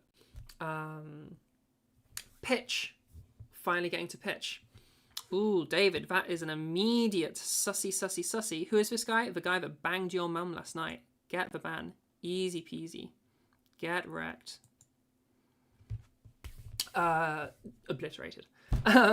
So, pitch is more of a non-gendered thing, despite it having that link to testosterone. There isn't a clear reasoning for this that I've been able to find, but my theory on it is because we move pitch up and down all the time as we're talking. Like if you listen to my voice, my pitch is all over the place as I'm inflecting, as I'm expressing what I'm saying. And if you listen to your own voice, you'll find you don't talk like this all the time like a robot. Your pitch moves around all the time. So I think because of that, I think that's a reason why we don't have a strong gendering of pitch. Because if you think about the other things we've been talking about, the size, the weight, they just stay the same. They're static. But because pitch is dynamic, my belief is that has massively reduced the amount that we anchor on a gendering to it. We can demonstrate this, we can know that this is true by playing with our pitch, okay? If I have this voice right now, but I just drop a pitch, now I'm going to talk all the way down here with a much lower pitch. Does this voice now sound really masculine because I have a much lower pitch? Lower pitch. Yeah, does this sound like a really masculine voice right now because I have a really low pitch? Probably not. And if I move my voice over to here for a more masculine sound, but I start raising the pitch, and I start talking over here all the time, does this now sound more masculine because I have a higher pitch? Again, sorry, does this sound more feminine now because I have a higher pitch? Do I now have a girl voice? Not really, no. And that's, again, demonstrating that pitch doesn't really affect the gendering of a voice very much. It's these other things that bring my voice over here that massively affect that. To take it a step further, here's my voice as I normally use it as my feminized voice, and here's my voice as I use it as in my masculine voice. You can hear there's barely been a pitch difference between this voice right now and this voice right now. Hence, I can literally flow mid-sentence into my feminized voice or my masculinized voice because it's not even it's not affecting the pitch pattern whatsoever, because my pitch isn't significantly changing between these two. So pitch, it doesn't have a huge impact, if any. Technically, there is the connection with testosterone exposure, and technically, feminine speakers tend to be about an octave higher than masculine speakers on average. But, like, in practice, this just doesn't have a significant effect on the gendering of the voice. So because of this, just put it wherever you want to put it. If you like a certain pitch, like some people like lower pitched femme voices. So lower pitched femme voices can be like me right now. Some people much prefer these lower pitches. For people in Britain, if you've ever heard the M&S ad, she sounds very, very feminine. And part of that is her lower pitch, combined with some other stuff. So yeah, play around with pitch. Put it wherever you want it. It doesn't have to be high pitch for fem. It doesn't have to be lower pitch for mask. Put it wherever you want, and yeah, see what you like. Breathiness. Breathiness, again, totally non-gendered. Just do whatever you want with it. For breathiness, just breathe out more, okay? So if I start talking like this, I'm doing an excessive, insane amount of breathiness right now just to demonstrate it. But if you're using it in your normal voice, it'll probably be something more like this, where I have a little bit of breathiness in my voice. You can kind of hear that extra air, and yeah, that's just breathiness. Or if I'm over here, this is a bit of extra breathiness. Yeah, play around with it, see what you like. You can hear my mask voice is already like losing stability in terms of my skill of it, because I don't use it enough, because this is now my default voice. But yeah, breathiness, if you like having a bit of breathiness, have a bit of breathiness. A lot of people like breathiness being paired with a lower pitch. If you like that, have a go with it. Or if you like breathiness, check out lower pitch. You might also like that. And vice versa. Twang is a bit of an interesting one. Twang technically brightens your voice a little bit and also projects it a bit. But it does it in a weird way where you also have this change in tone, which is why we wouldn't normally add it as a default thing for feminizers. Because not every woman sounds like this. Even though technically I have a brighter sound right now, we also have this twang going on. Yeah, twang is controlled by your ariepiglottic folds, or so we think. It's not quite fully understood yet. Don't worry about that. The point is, twang has this kind of a sound to it. Okay? Some people say that this sounds nasally. This has nothing to do with nasality at all. It just seems to be a thing in common parlance where people call this nasal.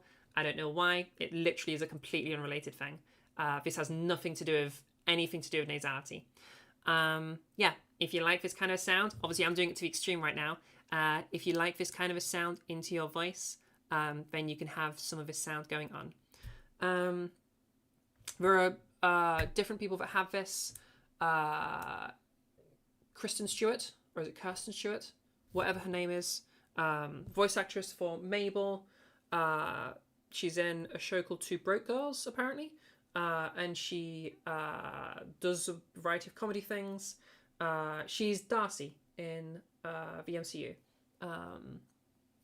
So that person, very famous, she has twang in her voice. So if you want a voice like hers, then the twang is probably what you're looking for there. Don't confuse this with Southern twang in terms of like the American accent. Like this voice that I'm using right now, this is called a Southern twang.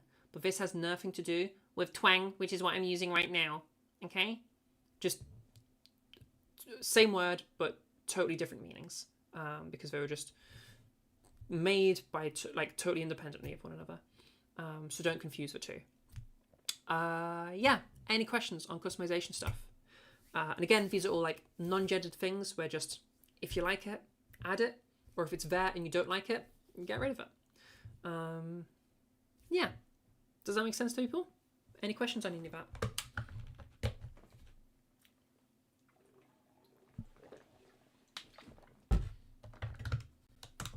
Yeah, makes sense? Good stuff, good stuff, good stuff. Fab, okie dokie. Well, that takes us to the end of the lecture portion. So, quick thank yous first. Huge, amazing special thanks to our Ko-fi supporters. These are the people that make these workshops possible for you. Oh, there's a name missing for this list because we just had a new one join. Let me change that right now. Why can't I change this? There we go. Who was it? The name is on the top of my head. Hang on, let me check my phone. Because there is a name missing from this list that should not be missing from this list. Let me go grab you. Come on, why is it not showing up? Why is it not showing up? Hang on a minute. Hang on. Because I am not having people not show up.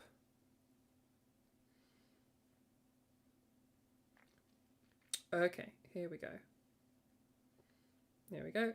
There, it was owner, that was it. Boop, boop, boop, boop, boop, boop, boo. Oh, I need to do shift enter, don't I? There you go. Ona. Wait, no, she was a tier 2, wasn't she? Absolute goat. There we go. We do not miss any of our supporters here. So, huge thank you to the people that support us over at Ko-fi. If you have learned stuff today, and if it's been helpful to you, and if the next section is helpful to you, then these are the people you should be thanking, all right? Because they bring the monetary support that allows me to do this. So huge thank you to our tier 1 supporters. That would be Misty, Mihugi, Himori, and Grave Rod Maria. Huge thank you to those people. Like, seriously, thank you so much.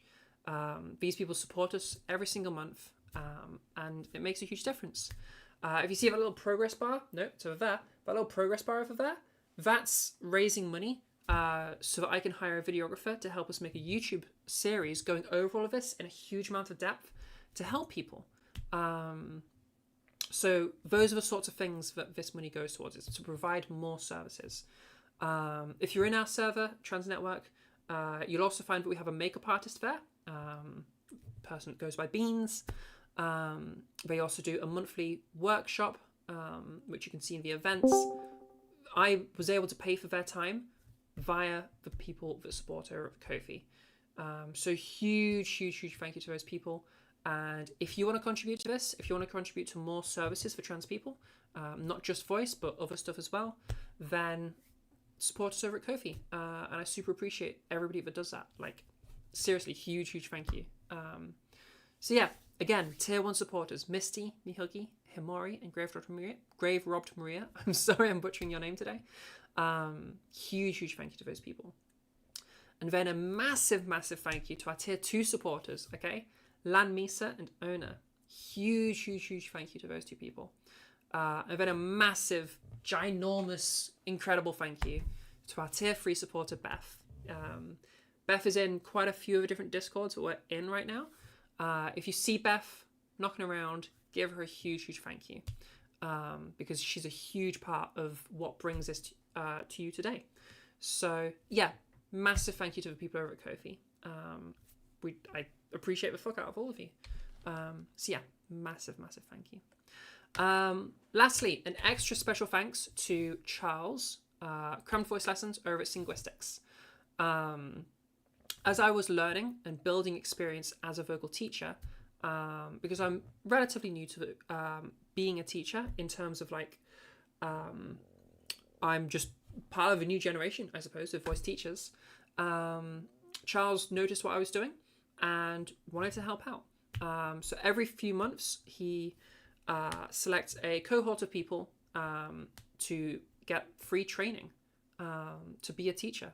So he trained me completely for free with an intensive course. So just huge thank you to Charles. Part of why we have really high quality teaching over here is because he just did that for free. He's a really amazing teacher. So yeah, head over to Linguistics. They have some really cool events as well. They've got a lot of practice things that you can join on. So yeah, massive thank you to Charles. And if you want to go say thank you to him, check out the Linguistics server. Loads of really good resources over there. And yeah, check it out. And thank you, Charles. Fab. Okie dokie. All right. Let's go to the bit you've all been waiting for. Boop, boop, boop, boop, boop, boop, boo. Where are we at? There we are. Hello. Yo. Boop, boop, boop, boop, boop, boop, boo. Ugh. That David character in the chat messing up my screen. Let's get rid of that real quick. How many do I need? A couple more? That'll probably do. That'll clear it out real quick. There we go. Get screwed, David. Absolutely annihilated. Also, my camera looks like trash. What the hell? Hey, so this is the portion where if you want some help with your voice, then I'm going to help you with your voice. I'm going to quickly fix up this camera because this is having a crazy video right now. What are we needing? Let me just put everything. What happens if I just click default right now? Is that gonna do anything? It doesn't do anything. What have we got that needs changing? Is it brightness? It's not brightness. That is fine over there. Is it a white balance? Do we need to be a different white balance? I can't control my white balance. Yo. Oh, because it's on auto. Lol. Whoa, that just went orange. Do I want that? So we can be a little bit orange. It's the light is orange right now, so it makes more sense. What did gain do? I have no idea what gain does. Sharpness, does that need changing? That's not doing anything. Never mind. Is it a saturation issue? What's going... Whoa! Whoa! That's kind of crazy. We'll put that where it should be. What about the contrast? Whoa, hello. Whoa, okay. All right, so let's put that in a normal area. You know what? That should probably be set to auto or default or whatever. There you go. It's better. Brightness is fine. Let's just get our white balance a little bit more orange or something. I think that's a little bit nicer to look at. Okay, I don't know anything about cameras. If you know what cameras and know what I should be changing to make this look better, then by all means tell me. Okie dokie. So the way we do this section, if you're wanting some one-on-one help with your voice, very, very simple to get it. Whoever speaks next gets to go next. If you have questions to ask in the chat about anything we've been going over today, then by all means, ask those questions in chat. I can recap on anything you need me to. But yeah, if you're looking for some one-on-one feedback right now, then unmute your mic and just start talking. Say hi. Ask for some help.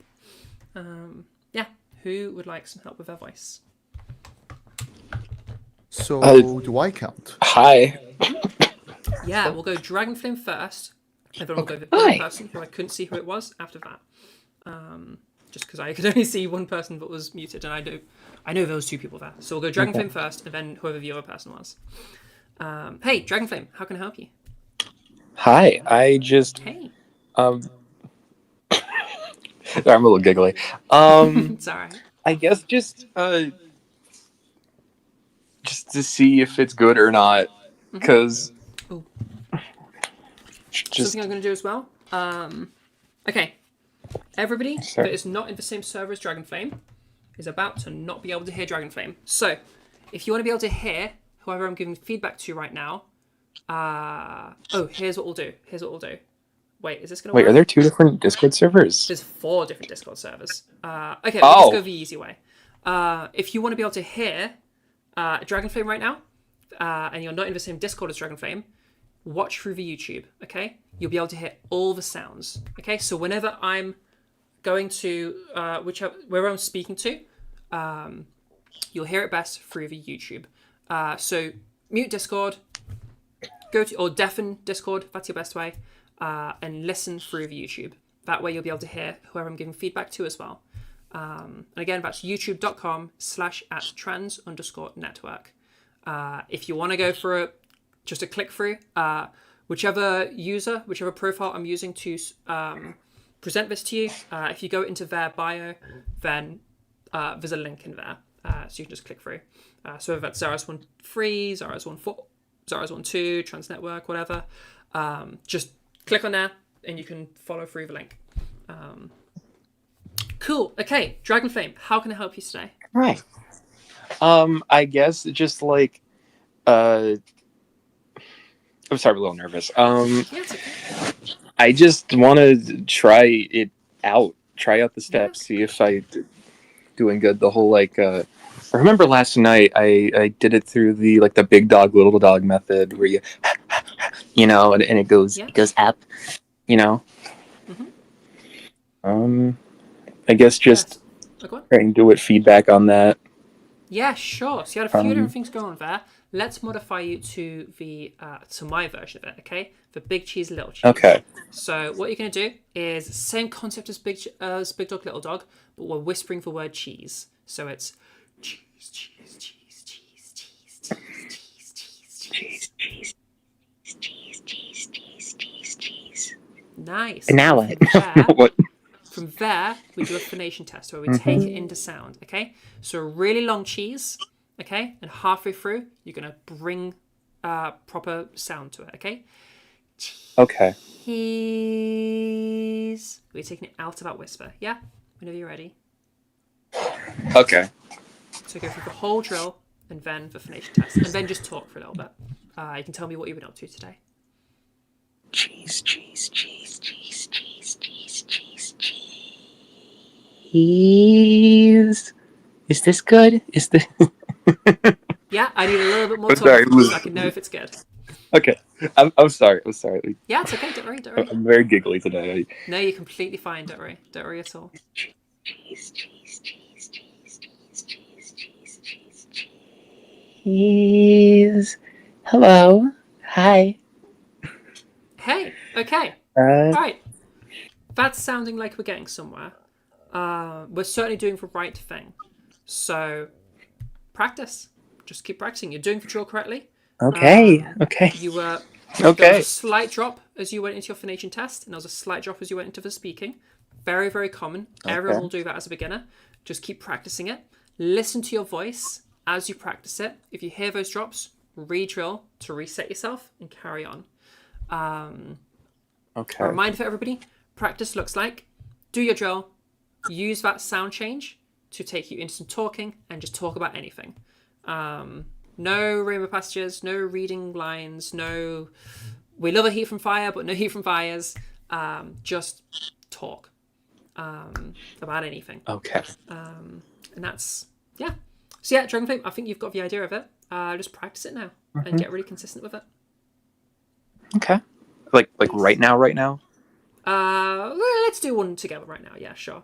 Okay.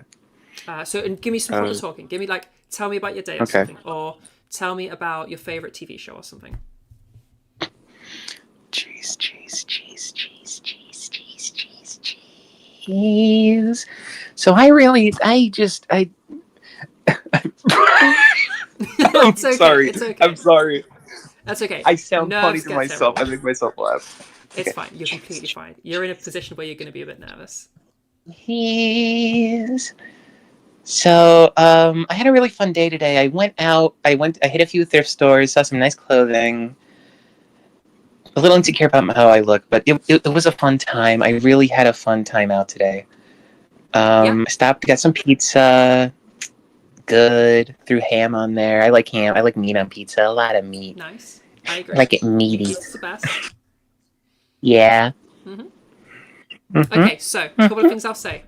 So there's two things. One, careful about your lips, okay? I can hear you smiling through all the words you're saying. Try to avoid that happening, because I don't necessarily want you smiling all the time, because if you go to a funeral, I know. that's going to be really awkward.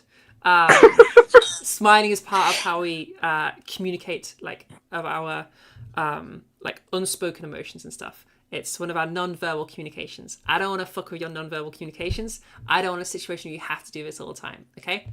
Women don't have to always be smiling. I understand that. Yeah. So make sure as you're doing it, let yourself relax that smile, okay? Try not to get your lips involved too much.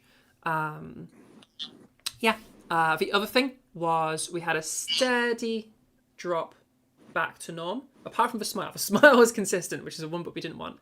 But the rest started to go slide back to norm as you went. Totally fine as a beginner. Just keep practicing to try and iron that out. Okay. There's your homework. Yeah, hells yeah. Thank you. Yeah, no worries. Do you have any questions about any of that? Not much. That was very helpful. Thank you. Yeah, good. Fab. All right, keep practicing. Anybody else? We had a different person as well that was also wanting some help there. Who was the other person? No, there was another one of you. There might be a slight delay now because you're all listening through YouTube. Was me. Hello. Hey, how can I help you? Hello. So when it comes to being able to separate the tension from the way that you speak in general, because we've already done a few sessions. Hello? Mm-hmm. Okay, and yeah, Go Anya first, and then I'll go to this other person. Sorry, I didn't hear. Okay. Yeah, no worries, no So- worries. You can go next. I don't hear the other person. Oh, yeah. so- There, 4 servers, Yeah. remember? Yeah, it makes sense. Okay. Yeah. So, hold on. I'm gonna nuke my CRISPR and my input sensitivity, so you're gonna be able to hear all the Echo noise. cancellation as well. Yeah, echo cancellation as well. But let me Sick. turn off my room fan as well, so I don't put you guys in a next to a wind turbine. It's okay, we don't mind your fan sounds too much. Okay, should be fine enough. Okay, Yeah, sounds good. so.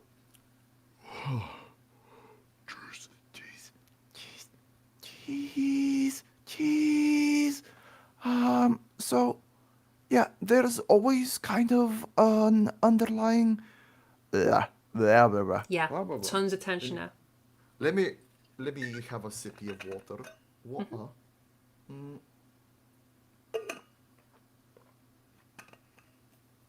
I did play around with it a fair bit, where I was just using my normal voice, and I was like, normal voice, 10-step voice, normal voice, 10-step voice, in order to try and figure out like how that essentially like putting tension on my voice feels like. But for the life of me, every time that like I go high, I guess I kind of just tense up, and I try to let me just keep trying to relax. Yeah, I know, I get the idea.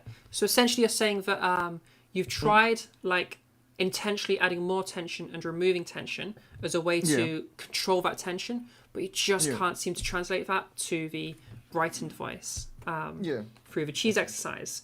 Okay, let's see what happens if we switch up the word.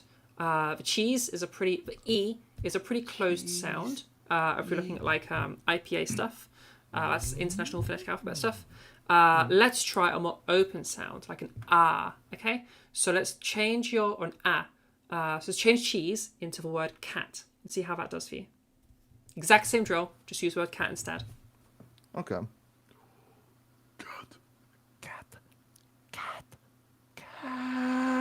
Cat. Still getting a bunch of that tension coming in. Yeah. Okay. Hold on. Yeah. Okay. So there is still. I don't know. For me, I'm essentially again playing the whole whack-a-mole, because it's either a slight bit of tension or very, very, very breathy and kind of a whisper. Yeah. Okay, that gives us some useful information. So that tells us that you're having an issue with closure. Okay, you're struggling to get your vocal folds to close properly, and you're having that air leakage. That air leakage is either your false vocal folds are coming in to try and do something about that closure, that lack of closure, that air leakage, which is never going to really do what you want it to do. Or you're just not having the vocal folds come in and you're still having that air leakage. Okay, so let's see if we can address that root problem. What we're going to do is, do you know what a glottal strike is? No. A glottal strike is essentially basically kind of like a glottal stop. So if you think of how British people skip their T's, they skip it with a glottal stop. Okay, so if I go as in butter. Okay, butter is how I would say it, or bottle, or water. Okay, I'm skipping my T's there, and I'm having this like stop sound. Okay. Yeah. So try the British word, butter, like really overdoing it. Yeah. Just butter. Just give me a butter. Bottle of water. Yeah, perfect. Okay, so that sound, we're gonna have it start with that. Do that burst and stop with it, okay? That's a glottal strike, okay? So it's like that onset and offset. So kind of like the end of butter, but Yeah. Okay? Try some of those. Wait.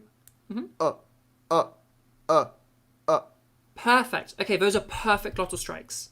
Now, a glottal strike, okay, a glottal stop is basically you're doing your normal phonations, and then your vocal folds just go shut, and that's that stop, okay. So a glottal strike is you going ba or where, okay. So a big closed into a very open and close. That's a glottal strike, okay. So it's helping you get that closure. All right. So let's go through the drill again. Go through it all, and then once you get past the phonation test, give me some glottal strikes and try to carry that closure into your voice, and we'll see what happens. So you want me to do the and then Yeah, I'll give you a demo first so you can get an idea. Yeah, And I'll try to demo things like as you're doing it. So we'll go for cat still. Cut. Cat. So then having this kind of a voice come in, so then gonna go Okay. and we're gonna try to carry that through into our speaking voice. Now this might fuck with your loudness a little bit, and that's fine for now, but we're wanting to get that proper closure so we don't have that breathiness coming in. Okay? Right. And if you have a clear control of whether you end up going breathy or whether you end up going tense, go for one where it's breathy, and then from there, go for your glottal stops and go for that version. Okay? Okay. All right. Whenever you're ready.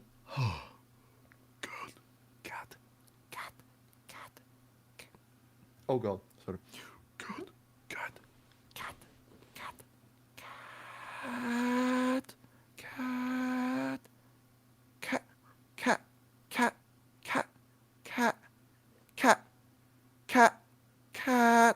Cat. So, it is Closer. still, yeah, it is closer. Hold on. Cat. It doesn't have to be a cat. It can just be an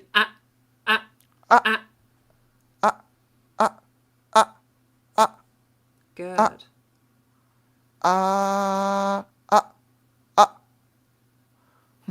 I'm gonna have to play around with it. for a Okay, bit. have a play around with that. Yeah. That's definitely getting more closure into your voice and bringing you closer to fixing this. I could hear you were like halfway through fixing it there. Keep Okay. practicing that. Get that full closure. Okay? Okay. I'll make sure to kind of have it down by Monday. Yeah, do. Yeah, absolutely. Okay. Sounds good. Fab. All right, and I'll see you in your next lesson. Yippee. This time Fab. I have like 3 alarms. Okay. Hell Goodbye. yes, don't forget your lesson. No longer the mega ADHD. Okay. Fab. Okay, right. Next person's next. Whoever it was that jumped in there, you can go next. However, I need to go to the toilet, so I'll be right back. Okay. And if you have just questions, if you guys have just had questions in general you've been wanting to ask, type in your chats, and I'll be right back.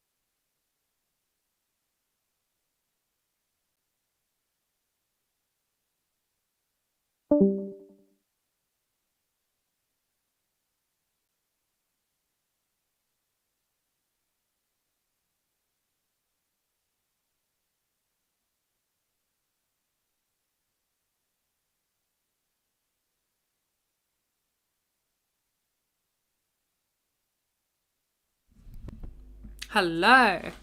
Going to drop to go talk to your friends? No worries, Anna. Thank you for coming. Okay, so if there was somebody earlier that was wanting to have some feedback, how can I help you? Hey. Nice mirror. Yeah, I'm going to put something over the mirror so we don't get all that glare. I think that's why my face is so dark right now. I'm working on it. Okay. I was gonna have that picked up and totally didn't. Oh, it's on the list. Okay. I have a plan for a thing to go on it. Yeah, somebody was unmuted earlier. Is that person still here? Do they still want some feedback on their voice? Hello, I'm still Hello. here. Hey, how can I help you? So I need help with like my inflection because I feel like my inflection is really flat. And I also feel like the way I try and like adjust my larynx or like raise my resonance, I feel like I'm not doing it the right way because like sometimes my voice can have like a crack or like it'll shake, and I feel like that's not ideal. So Okay, so I'll talk about this a little bit first. So inflection is something you are absolutely able to change if you want to. But keep in mind that this is something. Did I not have? I don't mention accent in the customization bit. That's my bad. I should have mentioned that. I would put that in accent stuff. Different accents are going to have a lot of inflection. Different accents are not going to have a lot of inflection. So if you're wanting to change your inflection because you're not happy with it, that's completely fine. If you're wanting to because you feel like it will make it more masculine or feminine, not necessarily. So just make sure that we're coming from the right place there. If you are looking to change it though, there's a few different ways we can go about it. Can you give me more specificity on how exactly you're wanting to change it? I would like want to sound like more like flowy, I would say, instead of like just really flat and monotone. Okay. The reason I am trying to fix my inflection because I think I think it'll make me sound more feminine. So that's like the main reason why. But if you think I shouldn't really focus on inflection, I'm Yeah, like, so absolutely, if it's something that you want as a personal preference, that's completely fine, and you're entirely valid in that. It's not something that's going to change for gendering, particularly though.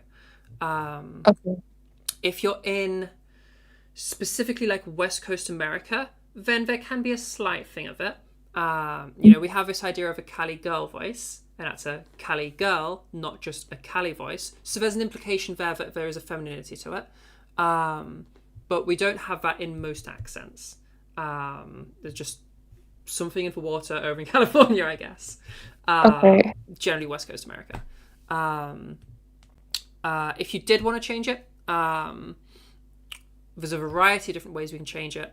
Something you could do is like kind of do a little uppy down with your finger. Do it reasonably slow, and then you can just use that as a little guide for your pitch. So when I'm up here, I'm talking up here, and then I'm going to kind of go down, and then I'm going to kind of bring my voice up again, and then I'm talking down again, and then I'm talking up again. Okay, and you can see I have this kind of movement to my voice as I'm talking, where I'm going up and I'm going down, bringing that inflection pattern into my voice. Play around with different speeds to match your speech pattern better. And also, this is a general movement. It's not the exact movement of your pitch. So you could still have like a random upwards inflection during the downwards bit, but as an overall movement of your pitch, it's going to be that up and down. Okay? Does that make sense? okay. Yeah, that makes sense. Yeah, cool. So like if you're asking a question at that down a bit, you're still going to have a little upwards inflection because you're asking a question. It's just the overall movement. So that can be a little thing to just like help just bring a bit of more movement in. In time, you're going to want to naturalize that and make it not just like a constant tempo. You're going to just integrate it into your voice more and make it a bit more natural. Also, things you can do is you can try taking your... This has a bunch of things to it. It's not just the inflection. It's also going to have you emoting a lot more and expressing more, which you may or may not want, or to varying degrees. But something you can do is imagine you are reading a fairy tale to little kids. Okay, you can even bring a fairy tale up if you wanted to, and you're going to be slowing it down to make sure they're listening and can pay attention. And you're going to be really expressive with it. This is me doing it now. Really expressive with it to make sure these kiddos can pay attention because they're like 3 or 4. Okay, they're what would you call it? Kindergarten, I think most of the world calls it. Nursery, we call it over here in the UK. So once upon a time, in a land far, far away, there was a voice teacher, and she was teaching this woman called Ellie how to do some different inflection things. Okay, So you can Okay. hear in my voice, I'm being very, very expressive. My pitch is moving all over the place as I really keep these kids interested. And I've also got, bunch of expressive stuff, bunch of pitch movement stuff. And you then try to just take those elements, remove a reading voice part of it, and just take that pitch stuff, take that expressive element to it, and start integrating some of that into your voice. You'll need to play around with it and make it a bit more natural, but this can start to integrate some of that stuff. Okay. Yeah. All right. Yeah, Now, that I was will really say, helpful. in your voice, just to make sure brainworms aren't brainworming you, you have a decent amount of inflection in your voice. Like, I'm not hearing a particularly monotone voice. I'm not hearing a particularly static voice. Okay. Bring up a pitch tracker or a tuner or something. You'll see it's moving up quite a lot, actually. Like, it's moving up and down quite a lot. Oh, Yeah. Use, I don't know, any tuner or any pitch tracker. You'll see you're moving around quite a lot, actually. okay. Yeah. Yeah, I'll for sure try that. Yeah. Okay. Sounds easy. Was there another part? Yeah. I feel like there was a part 2, wasn't there? Yeah. So, like, what do you think I should like alter or like try to fix or improve that, that's like, am I too heavy? Am I too dark? Or like, is there like anything that's like I should Yeah, fix to not for me to sound right? say. How do you feel about your voice? Like personally, I kind of feel like it doesn't sound like fully right to me. It doesn't sound like, Can you tell anything that's not right about it? yeah, okay, so like I feel like my resonance is kind of deep to me. And Okay. I feel like sometimes maybe I feel like I can try and talk a little bit too soft. Like I'd be like, hi, like, you know what I mean? So like, Okay. yeah. Okay, This, so if you're feeling like things are a little bit too soft, now firstly, when you demoed soft for me there, you added breathiness. So it sounds like yeah, it was something more like this. So first of yeah. all, yeah, no worries, Abby, thank you for coming. Is it this kind of a sound that's the issue? Or is it too light of a weight that's the issue? I think the first part is what it mostly was. The Right, first so you think it's the example. breathiness. Yeah. Yeah, Okay, so if yeah. it's breathiness, basically breathiness is just you breathing out more. But a more intuitive way to learn this is, can you give me a ton of breathiness? Go like super, super crazy breathy. Give that a go. Okay. All right. So today I woke up and I really just joined this voice session thing where I was learning a lot of important and helpful tips that I thought were very nice. But yeah, Thank you. And yeah, good morning. That's so weird for me. yeah. It's Good like morning. 10 at night for me. I'll be going to bed after this. Yeah, time zones. Okay, brilliant job. Amazing job. Okay, so now that you can control that breathiness, see if we can go, and we're going to go rapidly, add like crazy amounts of breathiness like you just did, and then remove it as best as you can. And we're going to go back and forth, okay? So, I don't know, tell me about your plans for the day after this workshop, and like every sentence, back and forth, okay? Or even faster than that if you want to. So you're going to be talking like this, and then you're removing it as best as you can. Then you're talking like this, and then you're removing it as best as you can. Okay? To try and gain that control of on and off, of like the extremes. Okay? Okay. Alright, are you ready? Today I plan on going to the mall and I want to buy some clothes and maybe some makeup. And I want to go like Eastside Mario's and get a tomato soup and like Caesar salad because I've been really craving that lately. And I really just want to go get some of that now. So, yeah. Yeah, that sounds lush. Okay. Okay, you did a really good job there. I don't know how much you were able to pay attention to your own voice when you're controlling this and being so focused. But you did a great job removing that breathiness. Were you able to hear that? Or... I feel like I was a little bit actually. Good. Okay, Yeah. so practice that. Practice that so that you can get to a point where it's entirely easy for you to be completely non-breathy. Okay. And then decide the level of that if you want. And then the other thing you said was you're worried that you're not bright enough. So it could be that this breathiness is throwing you off a little bit. I would be surprised if this is actually the issue, because you have a very bright voice.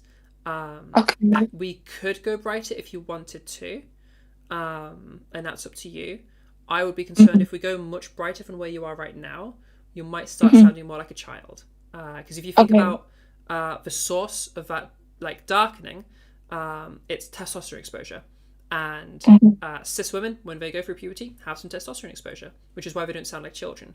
So if we completely remove all of that sound of testosterone exposure, that's just going back to pre-puberty. So if I go for like the absolute smallest sound if I could possibly go, now I don't quite sound as normal anymore.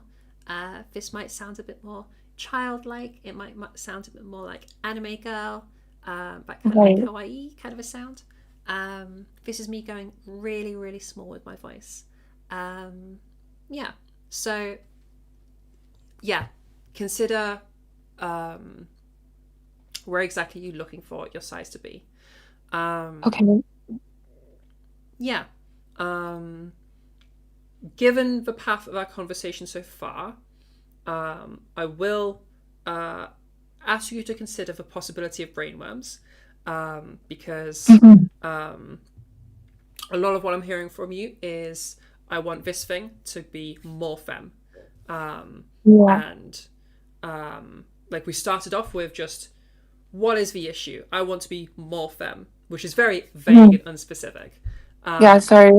No, it's fine. It's fine. That's usually a sign that people don't, they can't find a thing, and there's not a thing, but the end product is like, ugh. That's usually a brainworm thing. So have a little think about that as well. I know that that's not super easy to do stuff about, but yeah, because I imagine if we didn't even take my feedback and we just said, hey, other people that can hear Ellie right now, how does it sound to you? How masc or femme are we hearing it? Other people that are listening right now, and so long as they are listening, then presumably we'll get some answers in a minute. I just want to know,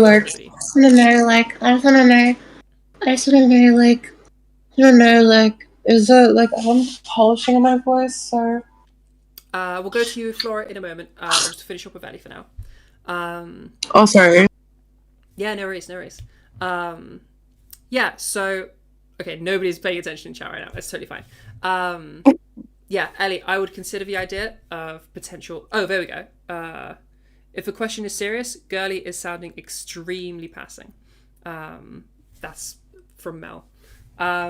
Yeah, consider brainworms as an option, because your voice is pretty feminine. I think most people would say, Ellie. Okay. Doesn't mean you can't edit things that you don't, if you want to edit them. Just make sure it's coming from the right place. Try to have like a specific goal in mind of like, I want my voice to sound like this, and you could like play in your head what that sounds like, because that'll give you an anchoring of where you're trying to get to. Yeah. Okay, so you think it's kind of like the brain worms worming or something? I think so. I kind of think so. By all means, like if the breathiness is an issue, change your breathiness. And like if there is any individual factor that you feel like you want to change, by all means change it. I don't want to like take agency away from you and tell you like, no, you're wrong. Just make sure that wherever you're going is like you have a specific place in mind that you're wanting to go. So it isn't just brighter and brighter and brighter and brighter, and brighter to infinity. It's, I want this sound, and this sound is like in whatever place compared to my voice, and so I need to go in that direction. Yeah. Okay. So like, just one more final thing. Absolutely. Is there something that you think that I should work towards improving, or anything like that, or What are your goals? just to sound like a girl, like when people would hear me on the phone, or So just this is- like. So this is going Yeah. back to what I was just saying. We need a more specific goal because you're having the issue of you want to sound femme, and there isn't a femme because there's a Yeah. huge amount of variation within femme. There isn't like a femme voice. There's like a Mhm. billion femme voices. Yeah. So when we're just chasing femme, it can become a very easily moving goalpost of you're trying to feminize relative to your voice, and therefore you're just in this infinite path. So try to find a very specific, like as specific as you can manage, goal. And it doesn't have to be like, I want this celebrity's voice or whatever, but it could be like, oh, in this celebrity's voice, we got like this thing, I quite like that. Or like the resonances in a place I quite like. And maybe this person has like, oh, I really like their weight. That's quite nice. I might implement that into my voice. Or this person, oh, they have like this interesting usage of vocal fry. I really like that. I'm going to implement that into my voice. Try to like get some specificity. So you're not just looking for brighter, you're looking for this level of brightness. Yeah. Mhm. And even if that's just Okay. something you generate in your mind, just something specific, because otherwise we don't have anything to anchor us. Yeah. Okay. Yeah, that was really helpful. Yeah, no worries. No worries. All right. Good luck. Thank you. Get a specific goal. Okay, I will. All right. Sick. Fab. Okay, I think Flora was wanting to go next. Can I help you, Flora? Yeah, I'm so sorry. Yes, Like, it's I fine, did not don't mean worry to, at all. like- You're completely fine. And Like, Bailey, I you can go did for not it. know my mic was on. I was just preparing what I was It's gonna fine, say. Don't worry at all. You're completely fine. In regard. Okay. Like, as I said, like, I wanted to like polish my voice, but also I do have a goal. Like, I think I've already established my goal. Is like, you know, trans voice lessons, like her voice, like quality. Oh, yeah. Sienna. Like that's like my goal. Yeah. Yeah, So okay. Yeah, so Ziana's voice, the thing that typically yeah, I can makes her... see. Like, Oh, we lost you for a second there. What were you saying? oh, like I was gonna say like the OPC. Like I'm aware of the OPC. Like, oh, Yeah. yeah. Yeah, that's the big thing for her voice. Like really extreme amounts of OPC. So I need to reimagine her voice. Okay, yeah, I got it. Hi, this is C from Trans Voice Lessons. Obviously, I don't sound exactly like C because I'm from Britain and I have a very different voice to her. But her voice is somewhere over here. She went for that very extreme, almost moving to that childlike area. So if that's the goal, it is just an extreme amount of OPC. Now, if you're going for that extreme amount of OPC, you may need to also lighten further to keep yourself nice and full. Because she also has a very full voice. So, yeah, you'll need to go for both of those. First thing, let's have a listen to our OPC. Have you practiced that much before? Yeah, I have practiced quite a lot, but like, Wow. like the relative weight is like kind of like not like enough, like light enough. So Yeah, you've perfectly demonstrated that fullness thing of as we've just moved one variable, we know even though you were super light, by going brighter, now it's too heavy. So yeah, we just need to add some extra lightness to it. So how? Yeah, I don't really know how to do that. Like I've been struggling with that. Yeah, okay, so let's go through our lightness drill again to try and get even further. So exactly the voice that you're just using, okay? That super OPC voice. And I want you to... will you hit... Oh, no, you've just joined us. The pitch hill drill. So the idea is perceptual weight has a big connection with pitch in that higher pitches are easier to attain with a lighter weight and lower pitches are only possible to attain with a heavier weight. So what I'm going to tell you to do is we're going to do a big pitch slide,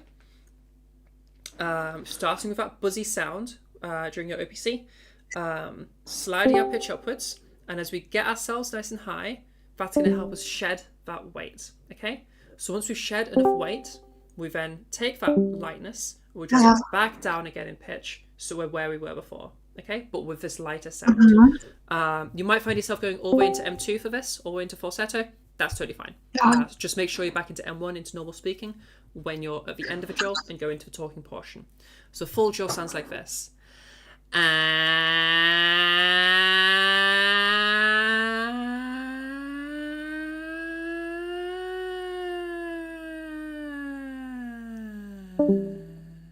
where I've taken that lighter sound Okay. and taken it all away. Okay, whenever you're ready. Wait, hold on. Oh, I gotta pause you. We need to change your settings because otherwise I can't hear you. Okay, 1 second. Okay, yeah, sorry. You need to go into your user settings, in voice and video, input sensitivity all the way to the left. It should say -100 decibels. Echo cancellation turned off because they added that for some reason, and noise suppression set to none. Yeah. Input sensitivity is still not there, otherwise you would be always green. Check the input sensitivity. Should be set. What do you put for that? So yeah, it's all in the same place. So user settings, voice and video. You need to scroll down to get to that bit. User settings, voice and video. Input sensitivity should be near the top, and you need to set it to manual because it will be set to auto by default, and then slide the slider all the way to the left. Oh, do I have to go in like settings? Or like just like inside this? It's somewhere in your Discord settings. Okay, 1 second. So in your Discord settings, look for voice and video. Voice. Yeah. Input mode. Or input sensitivity. Input sensitivity. Oh yeah.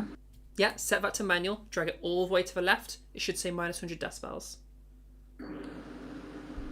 Lovely. Okay. Now underneath that, you probably also have echo cancellation turned on by default. Turn that off. And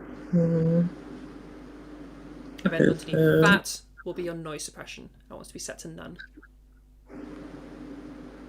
Yeah, I think that's good now. Yeah, perfect. It's just because Discord likes to cut out a lot of sounds. Yeah. It's very annoying. Okay. The drill from the top.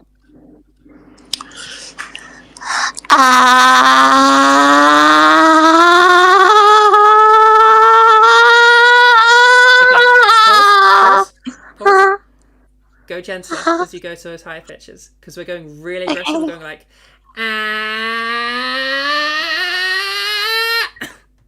fuck.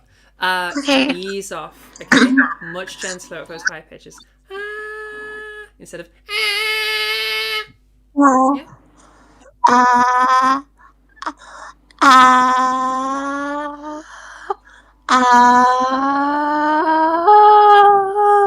Okay, and down again. Wait. That's okay. Okay, that little break, completely ignore it. It's just you moving between falsetto and normal stalking.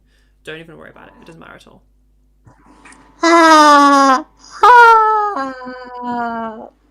Nice. Okay, did you hear that lighter sound coming through? Kind of. Okay.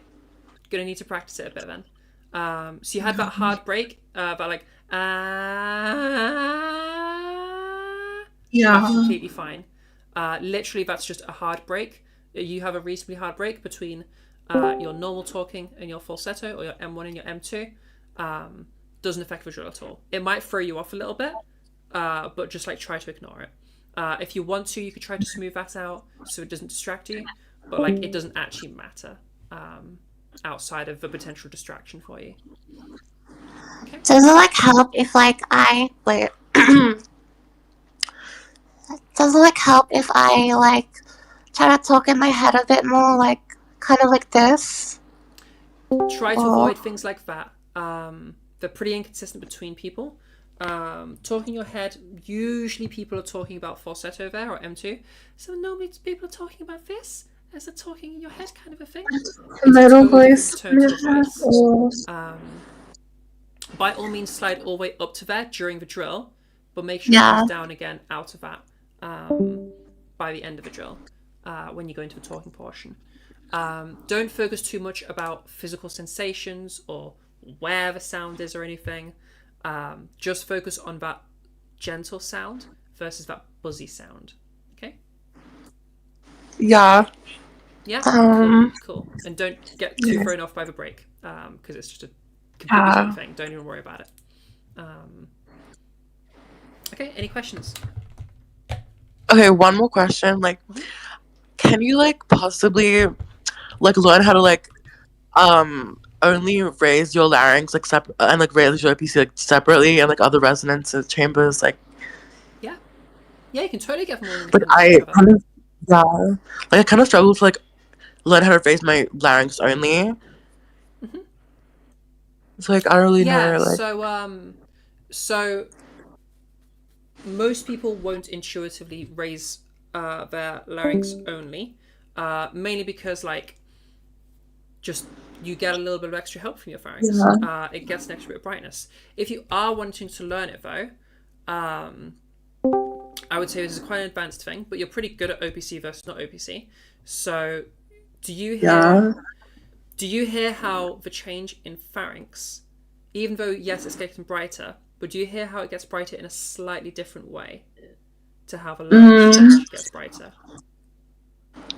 Not really. Like I know like the pharynx like brightness, like but I don't really know the larynx brightness. I'll try to demonstrate it as best as I can. Even though I haven't tried to separate these things too much, but I'll give my best shot. I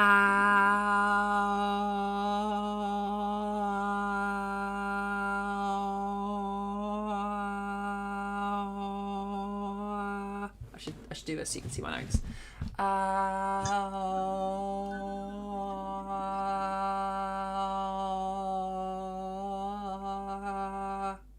Okay, so that's me as best as I can, isolating the larynx movement, and the sound going a bit wobbly because I was running out of breath. Yeah. So you're gonna get like, if you're perfectly isolating it, assuming we have a little bit of OPC still there, then you'll have that like an overtone of OPC and like an undertone of the larynx movement. Excuse me. So you'll kind of be able to hear like there's a brightness and a darkness at the same time, and that's because you have those two different things. Kind of like if you ever messed with mouth stuff as well, you kind of hear that extra layer. They sound like layers. Like if I think I know. Is it like this? You can kind of hear there's like a brightness and there's like a darkness all at the same time, and that's because we have the two chambers changing things in opposite ways. Will this be like only raising your larynx like this? I'd need to hear more of your voice. Go like up and down with it.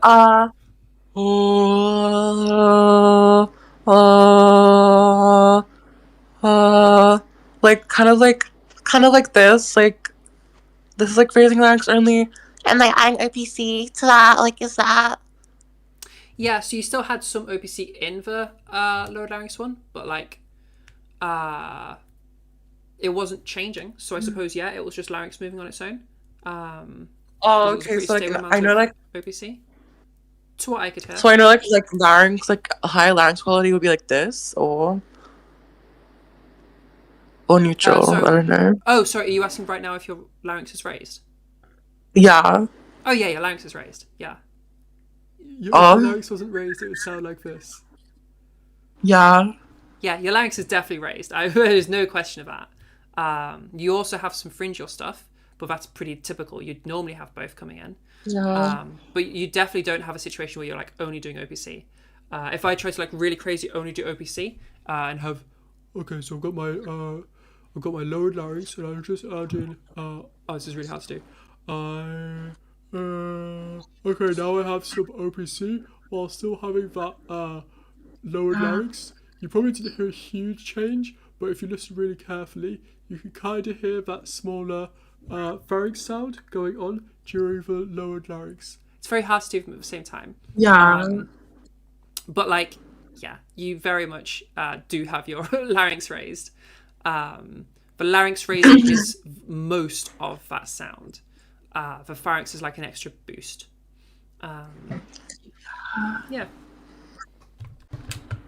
Also, you know this because like the fact that you're able to have such a huge change from OPC implies that your pharynx isn't doing most of what is happening when you don't have the OPC. Does that make sense?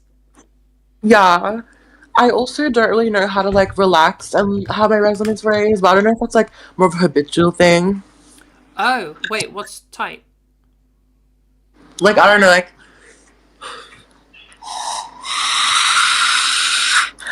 when I like okay. Like when I when I go heal, it's like really, I don't know, like I can't, it doesn't like relax. It's not like that it hurts, but it's like not relaxed, you know? Yeah, okay. Do you feel like, and you don't have to put your camera on or anything, but do you feel like you could point to where it doesn't feel relaxed? Probably like Is it over here by any chance? Or like inside? yeah. Yeah, I thought so. False vocal fold closure. Okay, I'm going to give you 2 pants. Listen for the difference, okay? And then you describe to me the difference.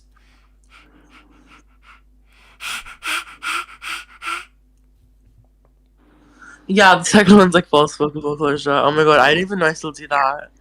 Try to Like make when I your really. try to make your pants quieter. Imagine you're like whispering in someone's ear.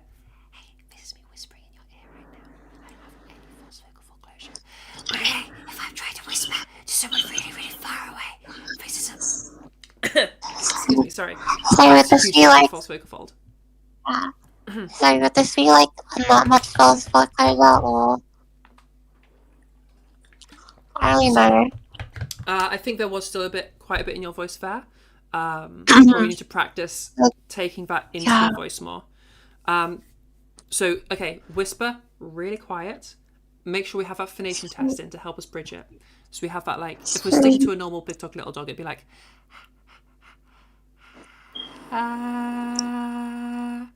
bridge it across, okay? And then do your talking.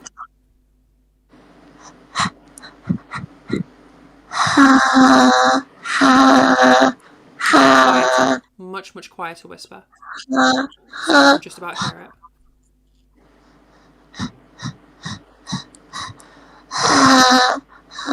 Do we hear that as soon as you went into your phonation test? You went like, so immediately you went straight to a really loud whisper into a phonation test, okay? I just want gentle.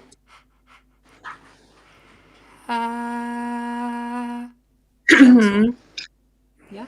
Or if I'm writing OPC. And then I have this OPC in my voice while still having none of that tension coming through, okay? Because it wasn't there in the first place in that whisper. Let me try something for you, and it'll help you with OPC as well. Excuse me. I want to replace your big dog, little dog. For everybody else, you'll be familiar with this from just earlier in the workshop. Instead of doing a big dog, little dog, I want you to do a big cheese, little cheese. So, first of all, can you tell how pants are basically just whispers? Do I need to explain that? Yeah. Yeah? Okay. So, instead of panting, we're going to whisper word cheese, okay? And we'll do it in some steps. Cheese.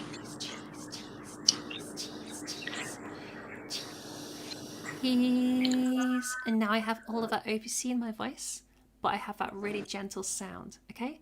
So whisper the word cheese like you're whispering someone's ear, or like it's a library, okay? Really quiet, and then transition that into a phonation test, okay? So that's starting a whisper and halfway through the cheese, bring it into phonation, into sound, and then from there give me some talking, okay?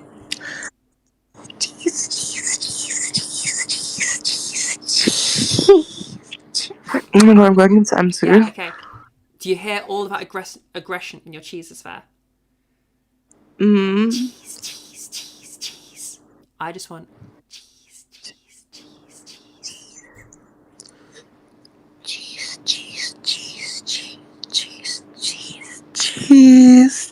cheese. Okay, way better. Way better. Okay, have a practice with those. Another good one is you could try the word cat. Okay,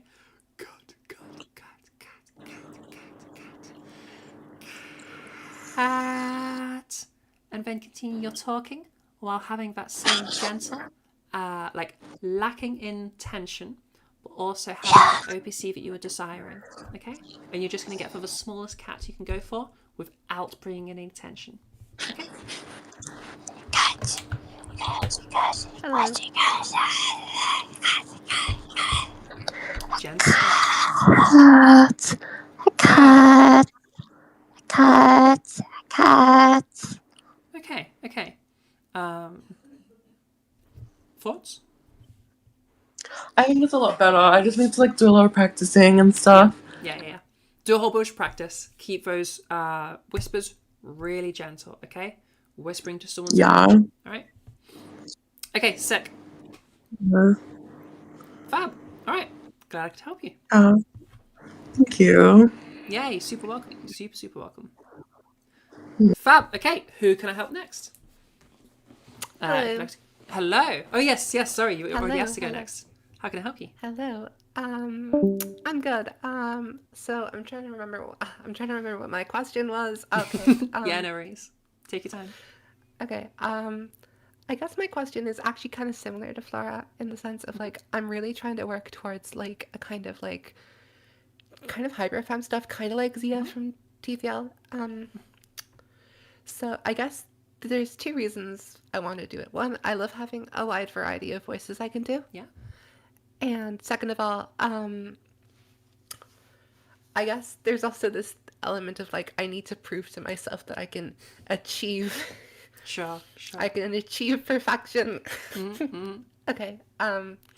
But yeah, I guess I'm in a constant thing of like trying to push my voice to be as femme as possible, but in a healthy way, like I guess, Okay. or maybe I'll it's take not your word healthy. for it. I It's don't okay. know. Yeah. So yeah, if you could give me some advice in that sense of Yeah, so essentially, producing that hyper femme voice is usually going to be OPC. OPC is what Okay. gets us that extra boost in our OPC, brightness. Yeah. I have no idea what OPC Yeah, is. no worries, Sorry. no worries. Okay, so we had our explanation earlier of a vocal tract. Here's a more detailed explanation. So we have our larynx, okay? That's where your vocal folds are. But if we continue upwards, before we get into our mouth, okay, we have the pharynx, okay? Think of a pharynx as like a little roundabout for your vocal tract. So Okay. on one end, it can link to the larynx, okay? That would be the laryngopharynx, that little crossroads.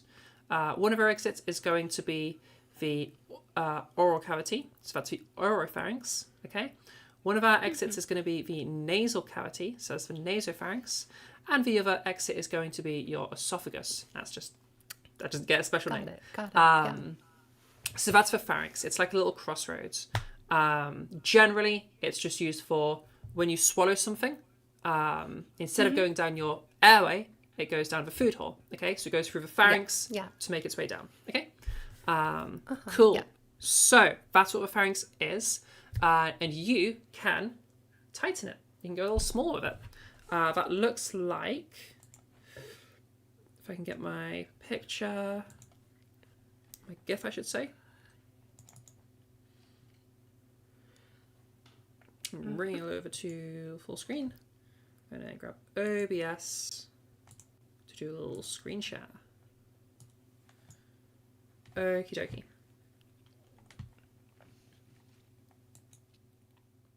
When these petals are finished, you'll see what I'm talking about. Okay, this is OPC in action. So you'll have to pay attention. I'll zoom in a bit. Okay, so what we're looking for. There's a little pointy thing there. Oh wait, can you see my mouse? If I do stuff with my mouse, can I point things? Yes, I can. Yeah. Yes, okay, awesome. So we have this little pointy thing at the top. That is your uvula. That's that little punching bag sack at the back. Ignore that bit, okay? There's also these pointy things at the front. Ignore those. Behind all this pointy stuff, there's this arch. Do you see that? Yeah. Okay, cool. That's what we're trying to manipulate. That's the palatopharyngeal arch. This is what's going to get that OPC sound, all right? So there's a few different ways we can do this.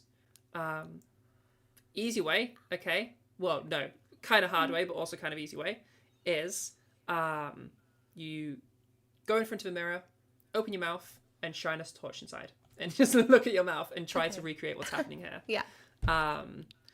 Issue you'll have doing that is your tongue will try to get in the way.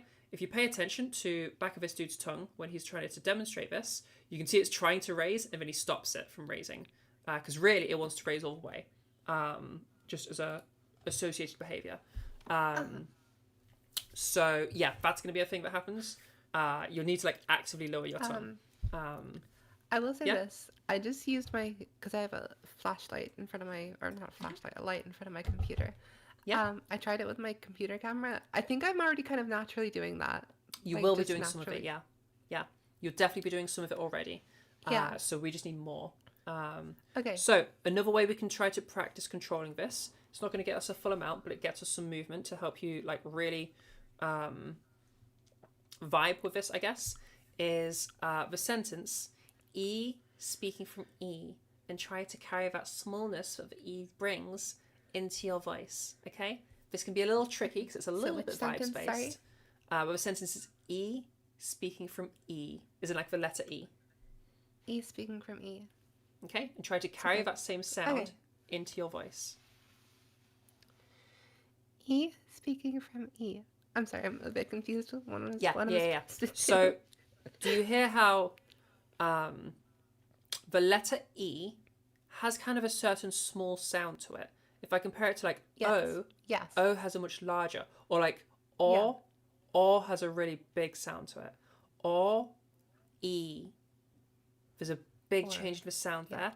But we want to try to carry some of that E into the rest of our speaking. Now, specifically, we don't want to carry the smile that comes with an E.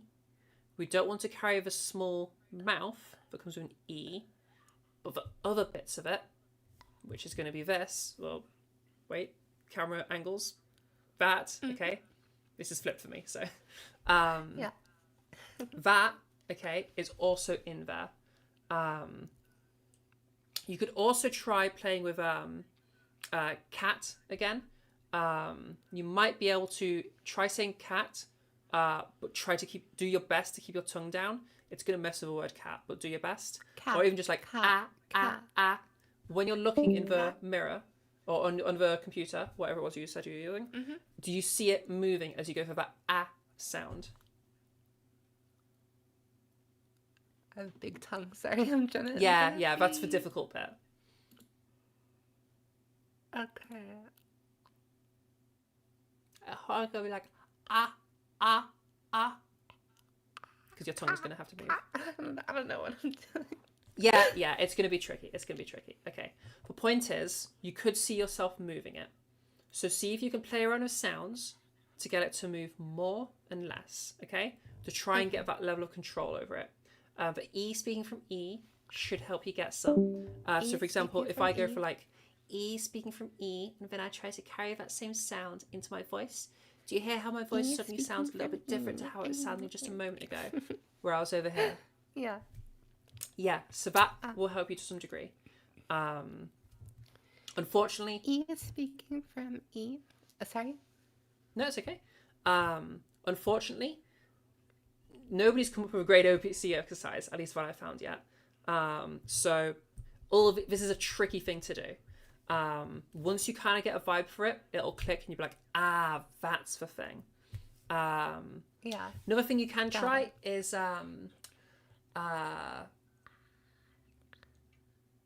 yeah, we'll try to make this work. Okay, Darth Vader. We're gonna go for like baby Darth Vader. Okay, instead of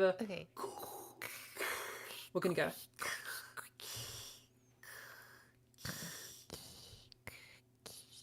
Okay, try talking like that. 1, 2, 3, 4. 1, 2, 3, 4. Okay, that was some OPC. Play with that. That might also help you. It's mainly the. You can go like, just doing it out instead of a breathing in. Yes, okay. I understand what you mean. Yeah, I can hear it in your voice immediately. There we go. Yeah, I'm there you go. there. Okay, we got one. Yeah. Nice. Okay, so play with that. And you can use the mirror thing to help you as well, trying to just like reproduce that gif. Something I'll note with this, don't necessarily be expecting to get as much as this dude is getting when he's demonstrating that, because he's probably doing so much there that he's almost like completely closing stuff. You might just choke on your voice at that point. So like, yeah, it doesn't need to be as extreme as this. So just play with it, see what you get. That's how you can get that ultra femme. You might find that you're needing a change similar to the last person. I've actually kind of noticed Go on. when I do kind of go like, okay, hello. Whatever I'm doing. Sorry. I have noticed that that's something I've achieved in the past, but I just wasn't really aware of how I was doing it. Awesome. Speaking from, sorry. That's okay. Yeah, I think that's everything. Yeah, no worries. All right, go practice it then. Okay, thank and you. as an adapted version of the Darth Vader, you can probably like play with that E bit of the Darth Vader, because really I'm basically doing E speaking from E, but as a Darth Vader thing. We can just go like, if you've got cats do that. So pretend you're a cat. That can also help you get to it. The important thing to note is we're not integrating the smile. We're not integrating the more closed mouth. It's only the thing at the back. I like smile whenever I talk. Yeah, so try to play with removing that as well. Technically, ultra hyper maximum possible femme would be smiling all the time as well. But like it has its own issues of sounding like it's smiling all the time, messing with some of your words a little bit, and messing with your ability to like communicate emotion, you know? Yeah.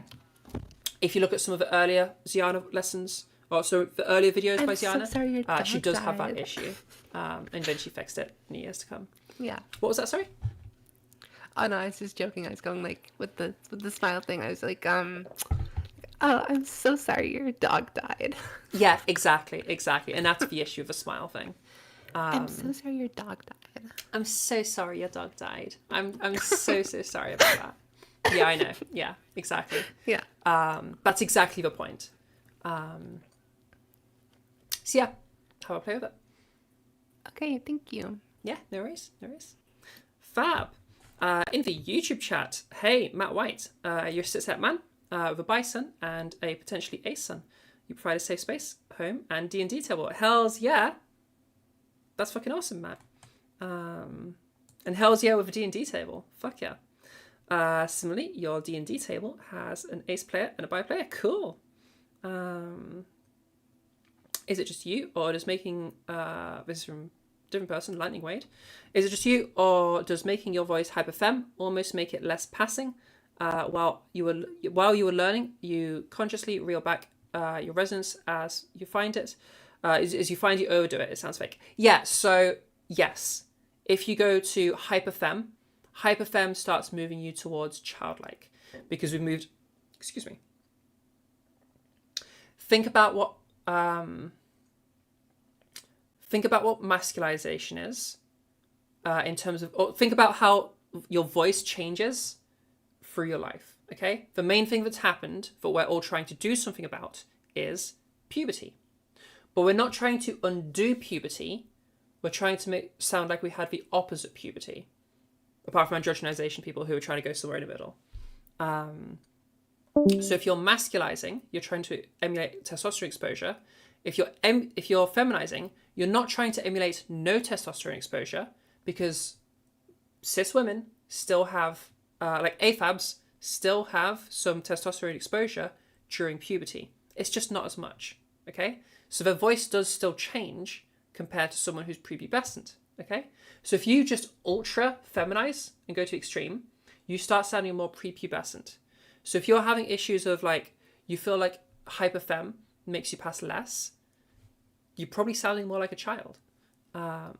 So play around with that. See where you want it to be. This is where specific goals is what you want to be going for. Not that there's anything wrong with hyperfem. Like if that's what you like, then great, go for it. Just, yeah, make sure it's your goal.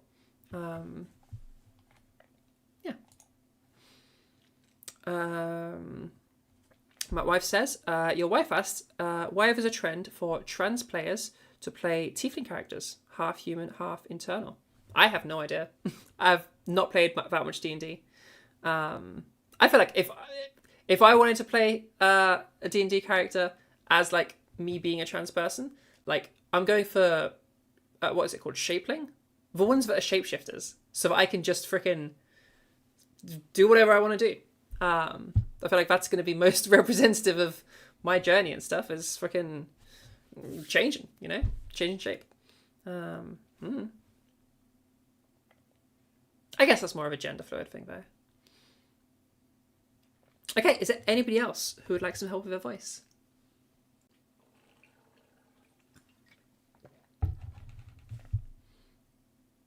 Nobody. Who have we got through? Hello. How can I help you? I'd like to. I'd like to try to make it a higher R1 and less weight and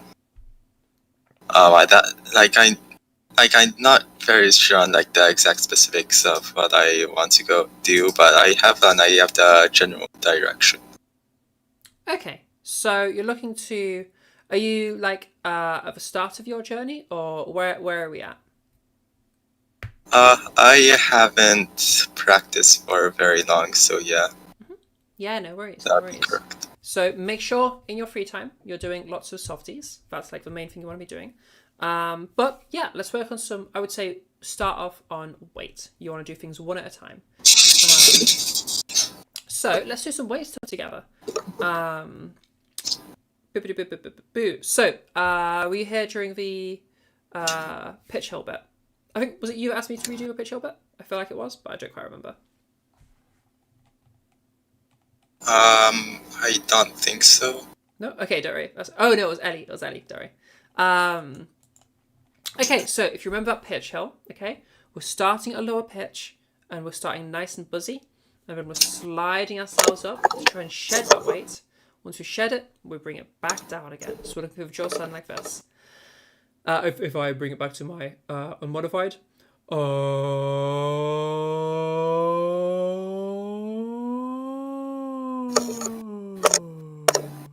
And then I'll try to continue talking like this while having this much gentler sound compared to where I started. Because remember, I started over here where I had that much heavier voice. Thank you. Yeah. Okay, so Thank you. Yeah, no worries, Ellie. So Oh my god, I'm sorry. I did not know my mic was on. I'm so sorry. No worries. I was like, what's happening? I also do not know how to pronounce your name. TQRRQIQ. How do I I didn't make it with the intention of it being said when I first made this account. I don't know. Oh, wait. Is it Terraria? Is that what you're going for? I derived it from that, yes. Yeah, I just clicked. Okay, that gives me a name. Unless you want me to call you something else. That works. Yeah, cool. Terraria. All right, sick. That's pretty cool. I dig that. Okay, so do you want to give a go at the draw? Okay, so I'll just go from low to high and then back to low. Yeah, low to high, back to low. Try to focus on the buzzy sound and it changing, okay? And try to, as you go low again, keep that lightness. Yeah. Okay. Oh, sorry. Yeah, because your sound settings are going to mess us up. Go into your user settings in Discord. Okay, I use this setting. Voice and video. Okay. I'm in voice and video. Input sensitivity. You want to set that to manual. And then drag it all the way to the left so that it says minus 100 decibels. Okay, I did that. And then underneath that, you want your noise suppression and turn that off. Nice. And then underneath that, you want to turn off set your noise suppression to none. So crisp, standard, none. Yeah. Okay, I've done that. Okay, perfect. Alright, just because Discord likes to cut out the noises of drills. It's pretty annoying. Okay, so, go ahead with your drill.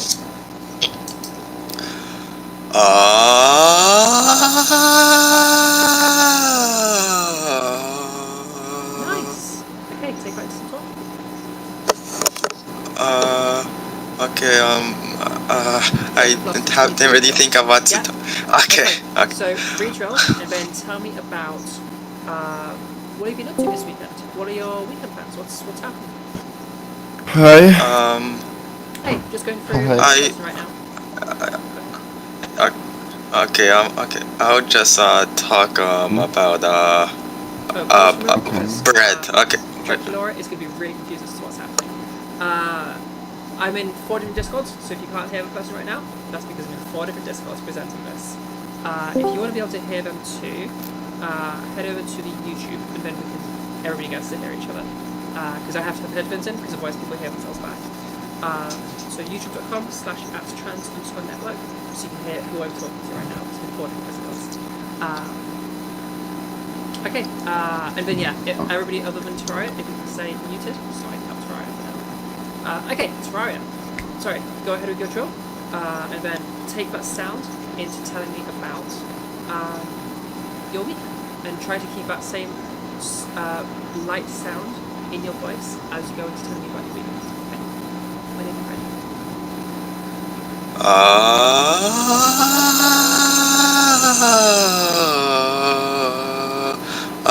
So this weekend so far I haven't done much. I've done like mostly just focusing on. Okay, you were doing great, and with that last bit of a drill, you added some weight back in. So it sounded like this.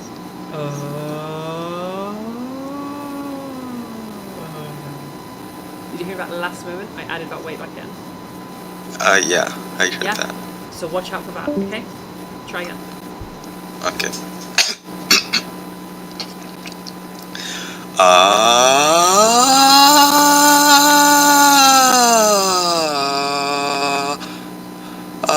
So this weekend. Buzzing is back. Buzzing is back. Did you hear it right at the end there? Try to really keep that lightness. Okay. You're gonna need to practice. Okay. Yeah, I suppose it does. Try not to go too aggressive when you're going up in pitch, by the way. Try to be nice and gentle with yourself. Just don't want you hurt yourself.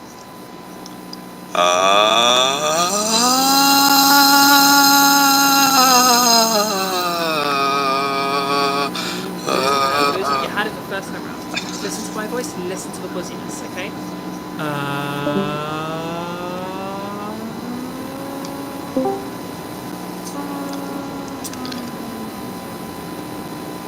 Did you hear how that buzziness left? Okay? Listen in your own voice. Once you get up into that kind of an area, listen for that lack of buzzing, that lack of roughness, or that lack of heaviness. Take a little listen to it first, so you know what to bring down.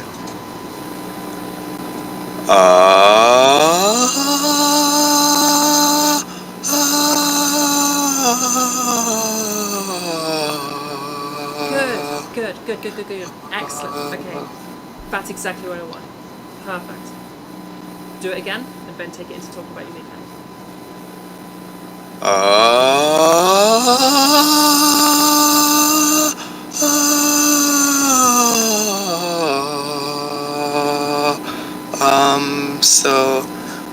So far I haven't done much this weekend. I suppose it's a Saturday. Yeah, it's a Saturday. So, and so far I've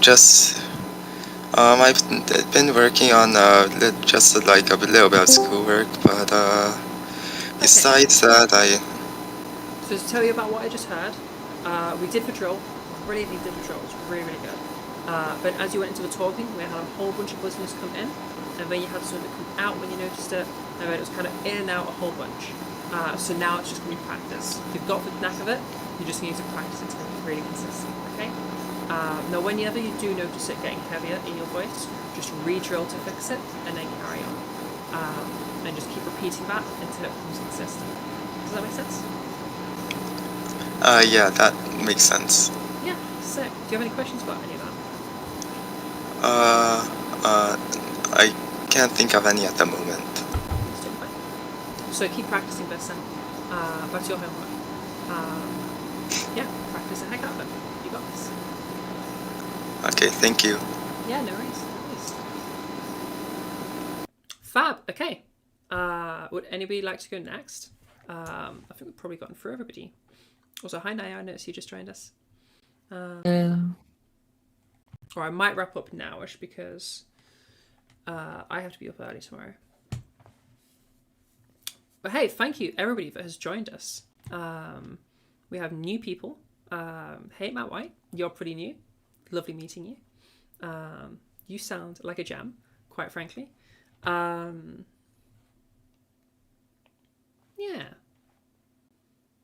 I think now's a good time to wrap up. Sorry, Naya, I know you just joined us. Yeah, no, I just randomly pop in when I did think to check it, and yeah, it's valid. That's valid. Okay, all right. Let's do the wrap up things that I'm supposed to do, but I'm not supposed to forget. Things that I'm supposed to plug. Okay, the Discord is the main place. Discord is where I host everything. That's the Trans Network Discord. If you're looking for the link, whatever account I'm using to present to you right now, whether that's RS12, 13, 14, whatever it is, if you click on them, there's in the bio, in the bio, there's a link to the Discord, which you can use. There's also just a link there, so you just type it out if you want to. I know the font is a little bit meh, but it's a pretty font, okay? Also, if you're watching through YouTube, in your description, you can get a link there. The Discord is where we do absolutely everything. If you want lessons from me, my public lessons, which are publicly streamed and other people get to listen in, those are totally free. So if you just want some straight up free lessons, then head over there. My private ones are £20 a lesson. So if you want the most affordable lessons, at least I've ever seen, then head over to there. And then what else we got? Oh, we got makeup workshops over there as well. Which is really cool. I've hired a makeup artist to help us out with that. So that's pretty cool. Because you don't want makeup like this, you want good makeup.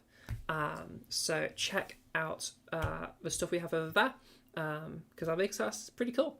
And we also just have a freaking boss ass community. So yeah, highly recommend it. Obviously, it's my server. And yeah, you can get all things me over there. There's also the YouTube. So all of the public lessons get streamed there. The makeup workshops get streamed there. These get streamed there. And all of that stays up. So you can just, if you head over to youtube.com/@trans_network, you can go to like the live bit. It's one of the tabs. And you can find all of these and all the past live streams for like months and months. So there's all the workshops you could possibly need. And yeah, that's that. We also just have some fun live streams where I'm just hanging out. Yeah, check out YouTube. I guess like, comment, subscribe, all of those things that I'm supposed to tell you to do. Lastly, the Ko-fi. These workshops, as I said earlier, are brought to you because people support us over in the Ko-fi. And if you want to be helping out as well, then head over there. ko-fi.com/transnetwork. There's a link there. Yeah, there you go. We have things like TTS and all of that sort of fun stuff, so you can leave a little message and it'll play on stream. But yeah, the makeup artist, I can afford to hire them because of the people supporting Ko-fi. And I'm also saving up to hire a videographer to help me make a full tutorial series to add to YouTube as like proper like videos that are going to be really clear and precise and stuff and just well made, because I'll be hiring a freaking videographer to help me do them. That's that goal right there. So once we hit the goal, then I'll get in touch with them and we'll start the process. So if you want to help make that happen and help make that content, which is going to help hopefully lots of people, then yeah, Ko-fi. I super appreciate everybody that does help over at Ko-fi. Yeah, I think that's everything I'm supposed to plug. I don't think I missed anything. If I missed something, then somebody else tell people the bits that I've missed, because I don't know. I don't know how to do this whole plug thing. I'm not very good at social media. All right. Thank you all so much for coming. Yeah, thank you all for coming. All right, let's finish things up. So, people over at YouTube, thank you so much for being here.